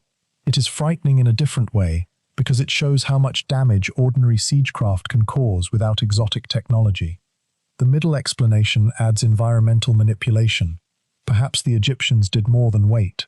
They may have controlled water access, used fire near defenses, destroyed supplies, or applied pressure in ways too routine for royal texts to describe. This remains possible. The final explanation adds deliberate toxic or biological attack. This is where the evidence fails to keep pace with the imagination. A responsible documentary does not need to choose between mystery and skepticism. It can hold both. The mystery is real because the record is incomplete. The skepticism is necessary because incompleteness is not proof. That balance changes the way Megiddo should be understood. The question is no longer, what secret weapon did the Egyptians definitely use? The better question is, what range of methods could have existed inside the silence of the surviving record, and which of those methods are actually supported? Once the question is framed that way, the investigation becomes more useful. It teaches how ancient warfare worked. It shows how knowledge can exist without modern science. It reveals how later evidence can illuminate possibilities without proving earlier events. It exposes how quickly modern labels can reshape ancient practices. And it reminds us that certainty is often the first casualty of a good mystery. The next chapter will therefore reconstruct 3 versions of Megiddo. The first will require no secret weapon at all. The second will allow deliberate environmental pressure without assuming sophisticated technology. The third will take the strongest secret weapon hypothesis seriously and ask what evidence should exist if it were true. Each version will use the same broad historical setting. Each will explain the siege differently. Only one principle will remain constant. The explanation that requires the fewest unsupported steps deserves the greatest confidence. That does not mean the simplest story must always be correct. History sometimes surprises. Lost practices do exist. Records do omit important events. Archaeology does overturn old assumptions. But extraordinary claims become stronger when evidence rises with them. At Megiddo, that evidence has not yet risen far enough. The city therefore remains suspended between 3 possibilities: a conventional siege with terrible natural consequences, a siege that deliberately weaponized the environment, and a hidden chemical-biological attack that has left no secure trace. Now those 3 Megiddos must be imagined side by side. Only then can the final secret behind the secret begin to appear. The first reconstruction requires no secret weapon. The Egyptian army wins the battle outside Megiddo. The coalition's leaders and surviving forces retreat into the city. The gates close. Thutmose III chooses not to abandon the campaign. His army surrounds the stronghold and waits. From that point, ordinary siege conditions begin doing extraordinary damage. Movement becomes difficult. Supplies from outside are interrupted. Stored food becomes more important with every day. Animals consume resources. Waste accumulates. Injuries linger. People sleep under pressure. Rumors spread. The leaders inside must decide how long resistance can continue before the cost becomes greater than the hope of relief. Nothing in this scenario requires deliberate poisoning. Nothing requires infected animals. Nothing requires a specialized smoke mixture. The biological consequences arise naturally from confinement. That may sound less dramatic than a hidden weapon, yet it fits the known logic of siege with very few assumptions. A city under pressure becomes a closed system. What enters decreases. What must be consumed continues. What must be removed becomes harder to manage. Time creates imbalance. The defenders may begin with confidence. Their walls are strong. They have survived the battlefield defeat. They still possess leadership, soldiers, and supplies. But the Egyptian army remains. Days pass, then more days. The question slowly changes from whether the city can resist to how long it can resist. Perhaps no major epidemic occurs. Perhaps no water source is poisoned. Perhaps smoke is used only in ordinary fires. The siege can still succeed. Hunger does not need to become starvation before it changes behavior. A reduction in rations can weaken morale. Fear of future shortages can produce conflict before the stores are empty. The same is true of water. People may have enough today while worrying about next week. A successful blockade works partly through anticipation. The defenders imagine the future. The Egyptians only need that future to look worse. In this scenario, disease may appear, but it is not delivered. It grows from the same conditions that threaten any crowded population. Poor sanitation, stress, weakened nutrition, injuries, insects, and close contact create opportunities for illness. The besiegers may not know the mechanism. They may simply notice the effect. Fewer defenders appear on the walls. More people seek treatment. Confidence declines. The gates remain closed, but the city is changing.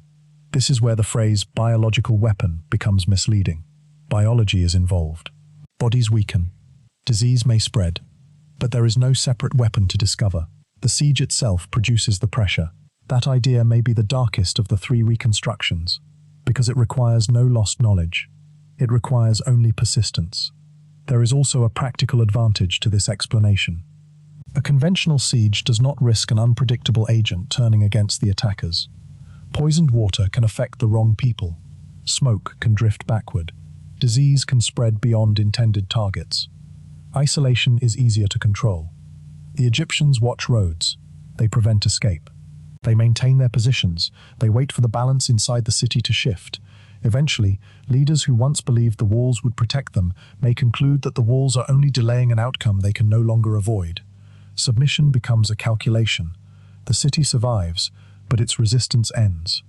This scenario explains the broad result without asking archaeology to reveal a vanished chemical formula or a hidden biological operation. It accepts that the ordinary mechanics of siege are powerful enough. And yet one question remains. Ancient commanders were rarely passive when opportunities appeared. If the Egyptians could make the environment around Megiddo even harder to endure, why would they not try? Perhaps they controlled more than movement. Perhaps they used fire strategically. Perhaps they pressured water access. Perhaps they destroyed nearby resources. The first Megiddo needs no secret weapon. That possibility moves the reconstruction one step closer to deliberate environmental warfare. The second allows the landscape itself to become part of the attack. The second reconstruction begins with the same battle and the same closed gates. But this time, the Egyptians do more than maintain a ring around Megiddo. They actively shape the conditions beyond and around the walls. No advanced laboratory is required. No secret formula is needed. The weapon is control of the environment. Roads are watched so food cannot arrive. Nearby fields are denied to the defenders. Access to external water is restricted wherever possible. Fires are used where they create tactical advantage. Smoke is allowed, or perhaps encouraged, to drift toward positions where defenders are forced to react. Supplies outside the walls are seized, destroyed, or placed beyond reach. Each action is ordinary enough to belong to siegecraft. Together, they can feel like something more. This is the gray zone where modern language becomes dangerous. A modern narrator may call harsh smoke chemical warfare, even if ancient soldiers simply burned material that made a position difficult to hold. A modern narrator may call control of a water source biological warfare, even if the purpose was thirst rather than disease. The effect on the defenders can still be severe. Imagine a section of wall repeatedly covered in smoke whenever the wind is favorable. The smoke does not need to kill. It only needs to make breathing difficult, obscure vision, or force archers away for long enough to change the tactical balance. Imagine that routes to fresh water outside the city are cut. The Egyptians do not add poison. They simply make access impossible. The people inside then depend more heavily on whatever water is already secure. Imagine nearby crops or stored resources falling under Egyptian control. The defenders may still have food, but they know replacement is gone. This reconstruction creates pressure by removing options. It also fits something ancient commanders understood very well. An enemy does not always need to be destroyed directly. Sometimes he only needs to be placed in a position where every choice becomes worse. Still, the theory remains partly hypothetical at Megiddo. The surviving evidence does not provide a detailed list of every environmental tactic used during the siege. The Egyptian records focus on the larger campaign and the pharaoh's success, not on every fire, blocked path, damaged resource, or minor operation. That silence leaves room, but room is not proof.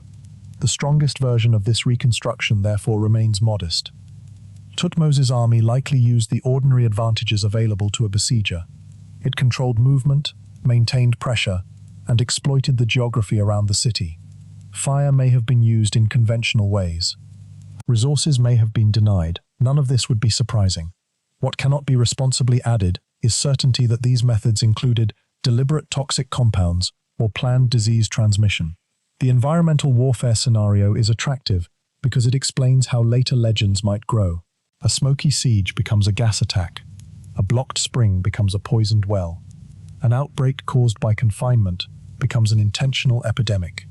Each retelling moves one step farther from the evidence, while preserving a small piece of the original condition. Over centuries, the grey zone hardens into a secret.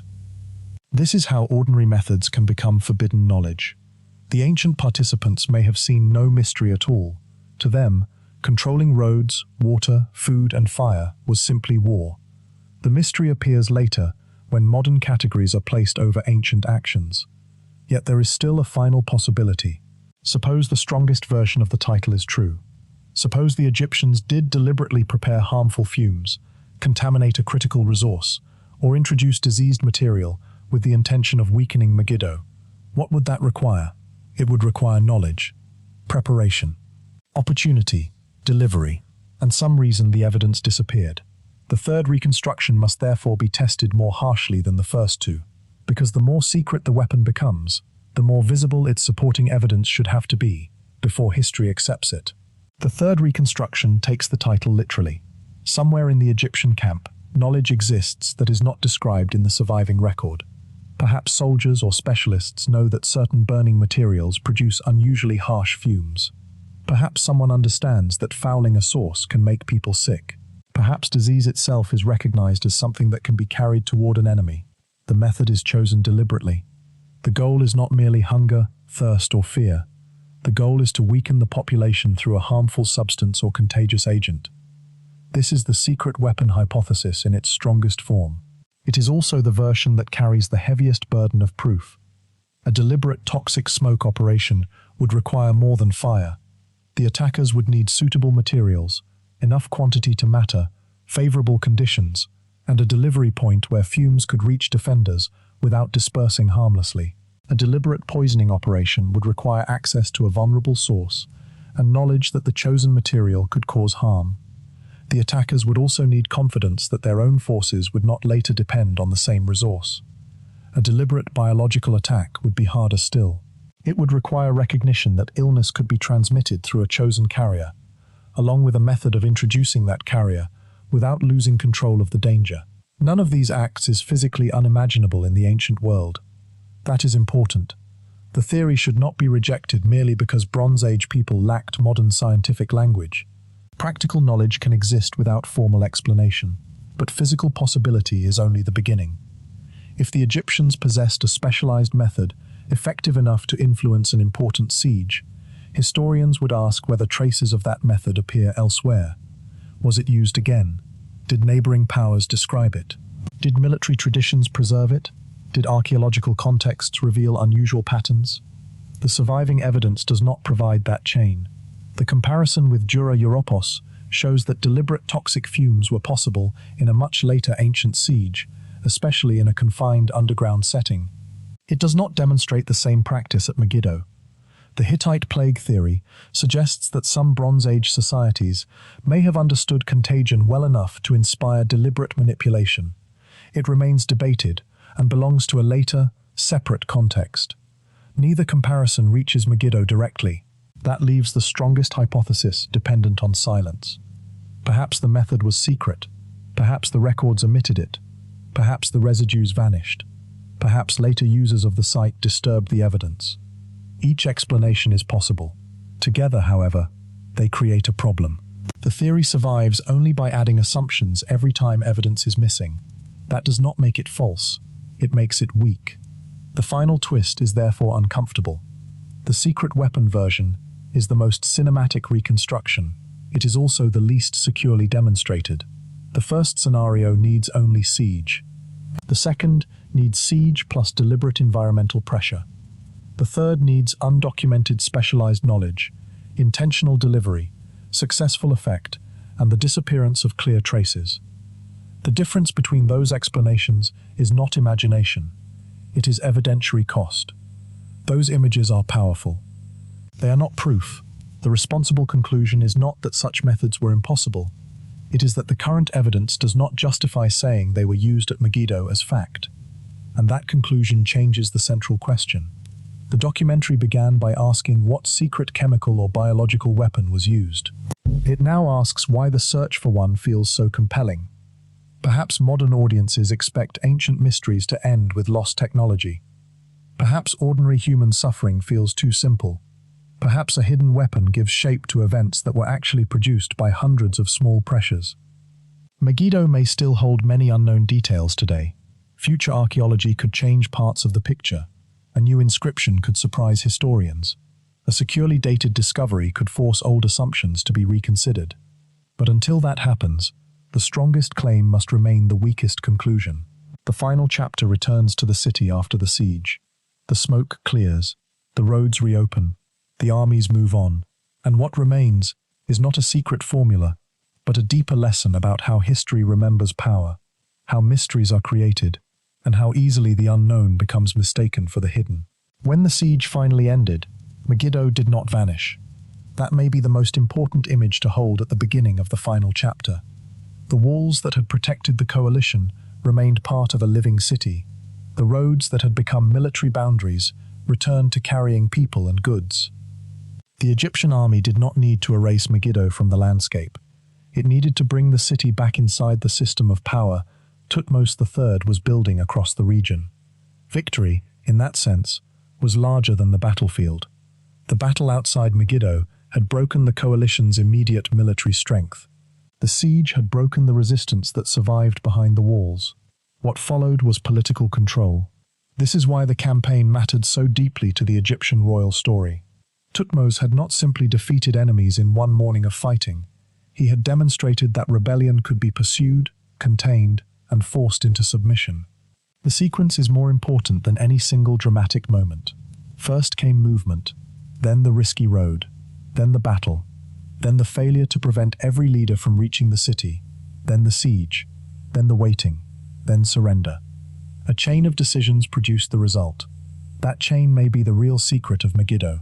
Modern audiences often search history for one hidden cause, a lost weapon, a forgotten technology, a single act that explains everything. But military victories are rarely so clean. They emerge from timing, logistics, mistakes, endurance, geography, morale, and choices made under uncertainty. Megiddo fits that pattern. The pharaoh's gamble through the narrow route mattered. The coalition's retreat mattered. The Egyptian soldiers' distraction by battlefield spoils mattered. The strength of the city's walls mattered. The ability to maintain a siege mattered. The willingness of the defenders to continue resisting mattered. No invisible formula is needed to make the story extraordinary. The people living through it would have experienced something far more complicated than the neat sequence preserved by royal memory. Soldiers outside the walls endured heat, fatigue, routine, and the constant possibility of attack. Families inside watched supplies and listened for news. Leaders on both sides made decisions without knowing how long the other could continue.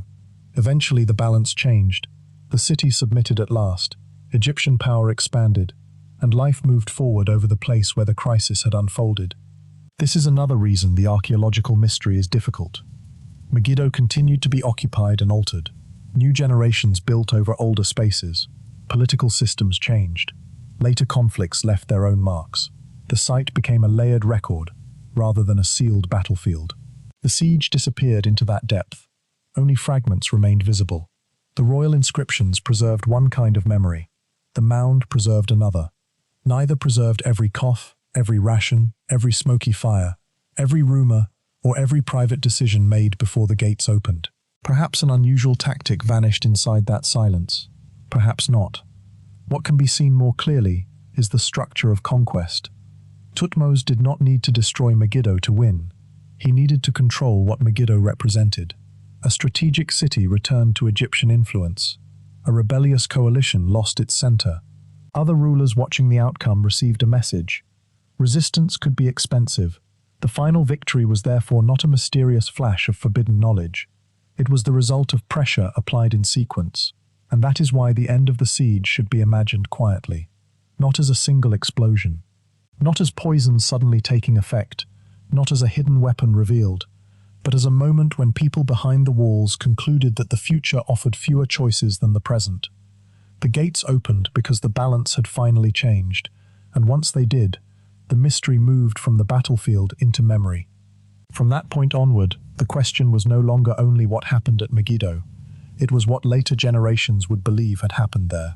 History becomes a mystery when the surviving pieces no longer fit neatly together. A royal inscription gives one version. Archaeology gives fragments. Later civilizations provide comparisons. Modern imagination connects the gaps. That process can produce insight. It can also produce legends.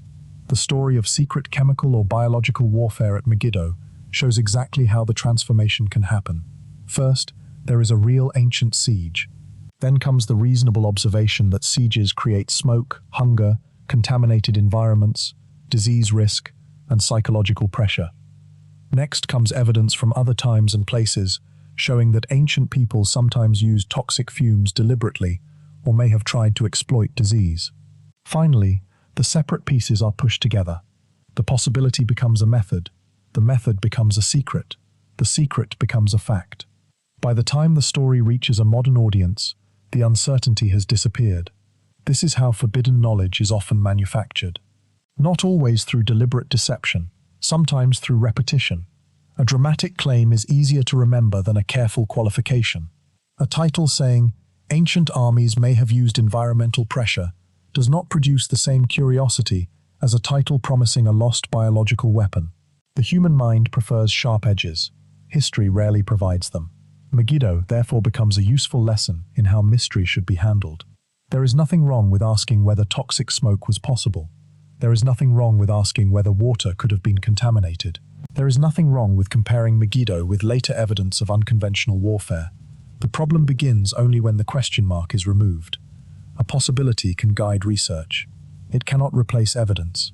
The distinction may seem small, but it protects the past from becoming whatever story the present wants to hear. Ancient people were intelligent. They observed nature. They learned from accident. They used fire, controlled resources, manipulated terrain, and understood many practical effects without modern scientific language.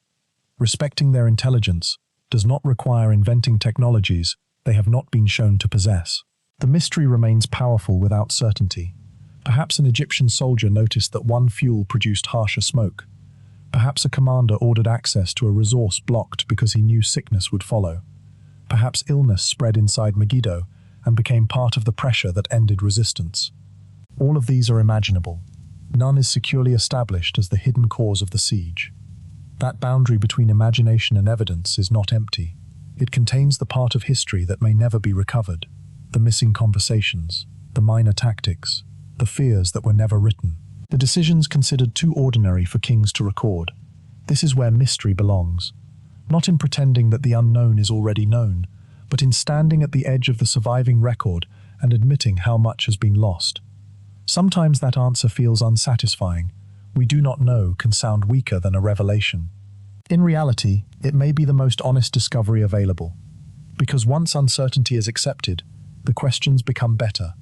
Instead of asking, "What secret weapon did Thutmose use?" the investigation asks, "What did a Bronze Age army understand about smoke, water, disease, and confinement?" Instead of asking, "Why was the weapon hidden?" it asks, "What kinds of evidence survive from ancient siege warfare?"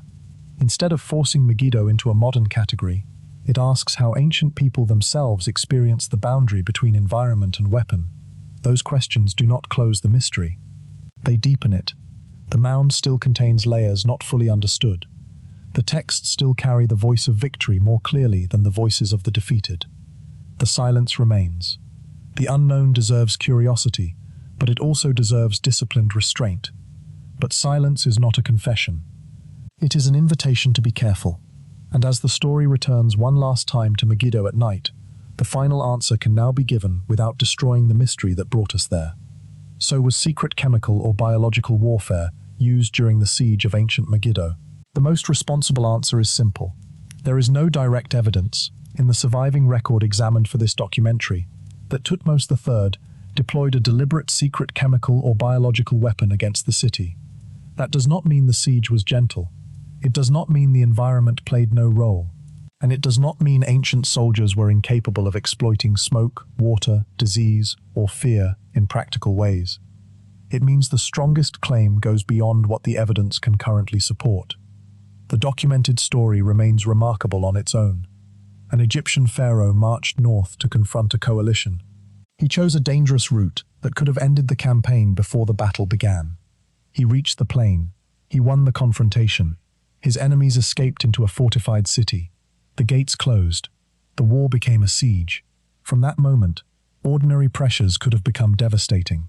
Isolation restricted movement. Supplies became more important. Water became strategic. Waste and crowding created health risks. Fire and smoke could affect defensive positions. Fear magnified every unexplained event. None of those conditions requires a modern weapon. Yet each could contribute to the fall of a city. That may be the real discovery, hidden beneath the sensational title. Ancient warfare did not need laboratories to become cruel. A commander could weaponize distance, thirst, hunger, confinement, uncertainty. Could the Egyptians have used smoke deliberately? It is possible in a simple tactical sense. Is a sophisticated toxic fume attack at Megiddo proven? No. Could water or food have been deliberately contaminated? The act is conceivable. Is there direct evidence that it happened here? No. Could disease have weakened the city? It is entirely possible that illness affected people during a prolonged siege, as illness often affects crowded populations under stress. Is there evidence of a planned biological attack? No. The difference between those answers is the difference between possibility and history. Later examples, such as the proposed toxic fume attack at Dura Europos, show that ancient warfare could eventually include methods that resemble chemical warfare. Debated theories from the Hittite world show why some researchers ask whether disease may also have been manipulated in the Bronze Age. Those comparisons widen the imagination. They do not close the case. Megiddo remains earlier, different, and unsupported by the same kind of direct evidence. So the mystery survives, but in a changed form. Perhaps some small tactic was used and never recorded. Perhaps smoke from an ordinary fire frightened defenders who believed something worse was happening. Perhaps a resource became contaminated accidentally, and later memory gave the event an enemy. Perhaps sickness spread naturally inside crowded walls. Perhaps none of these things mattered significantly at all. The surviving evidence does not allow a final choice among every minor possibility, but it does allow a boundary. Beyond that boundary lies speculation, and speculation is not worthless when it is named honestly. It can tell researchers what to look for. It can reveal assumptions. It can compare technologies across time. It can inspire new questions. The danger comes only when the possibility is sold as proof. Tonight, the mound of Megiddo is quiet. The armies are gone. The leaders who fought for the city have been dead for more than 3,000 years. The smoke, if there was smoke, vanished into the ancient sky. The water that once sustained the city moved through the earth. Any sickness that passed through its streets left stories that did not survive. What remains is stone, soil, inscriptions, objects, and questions. Some answers are clear enough to hold. Others disappear when reached for. That is the nature of the ancient past. It does not preserve itself for modern curiosity. It leaves fragments, and from fragments, people build stories. The best stories do not hide the cracks. They let the darkness remain where the evidence ends. Perhaps no secret weapon waits beneath Megiddo. Perhaps one small, forgotten method was used and left no name. Until something new is found, both possibilities must remain in their proper places. One is history, the other is mystery.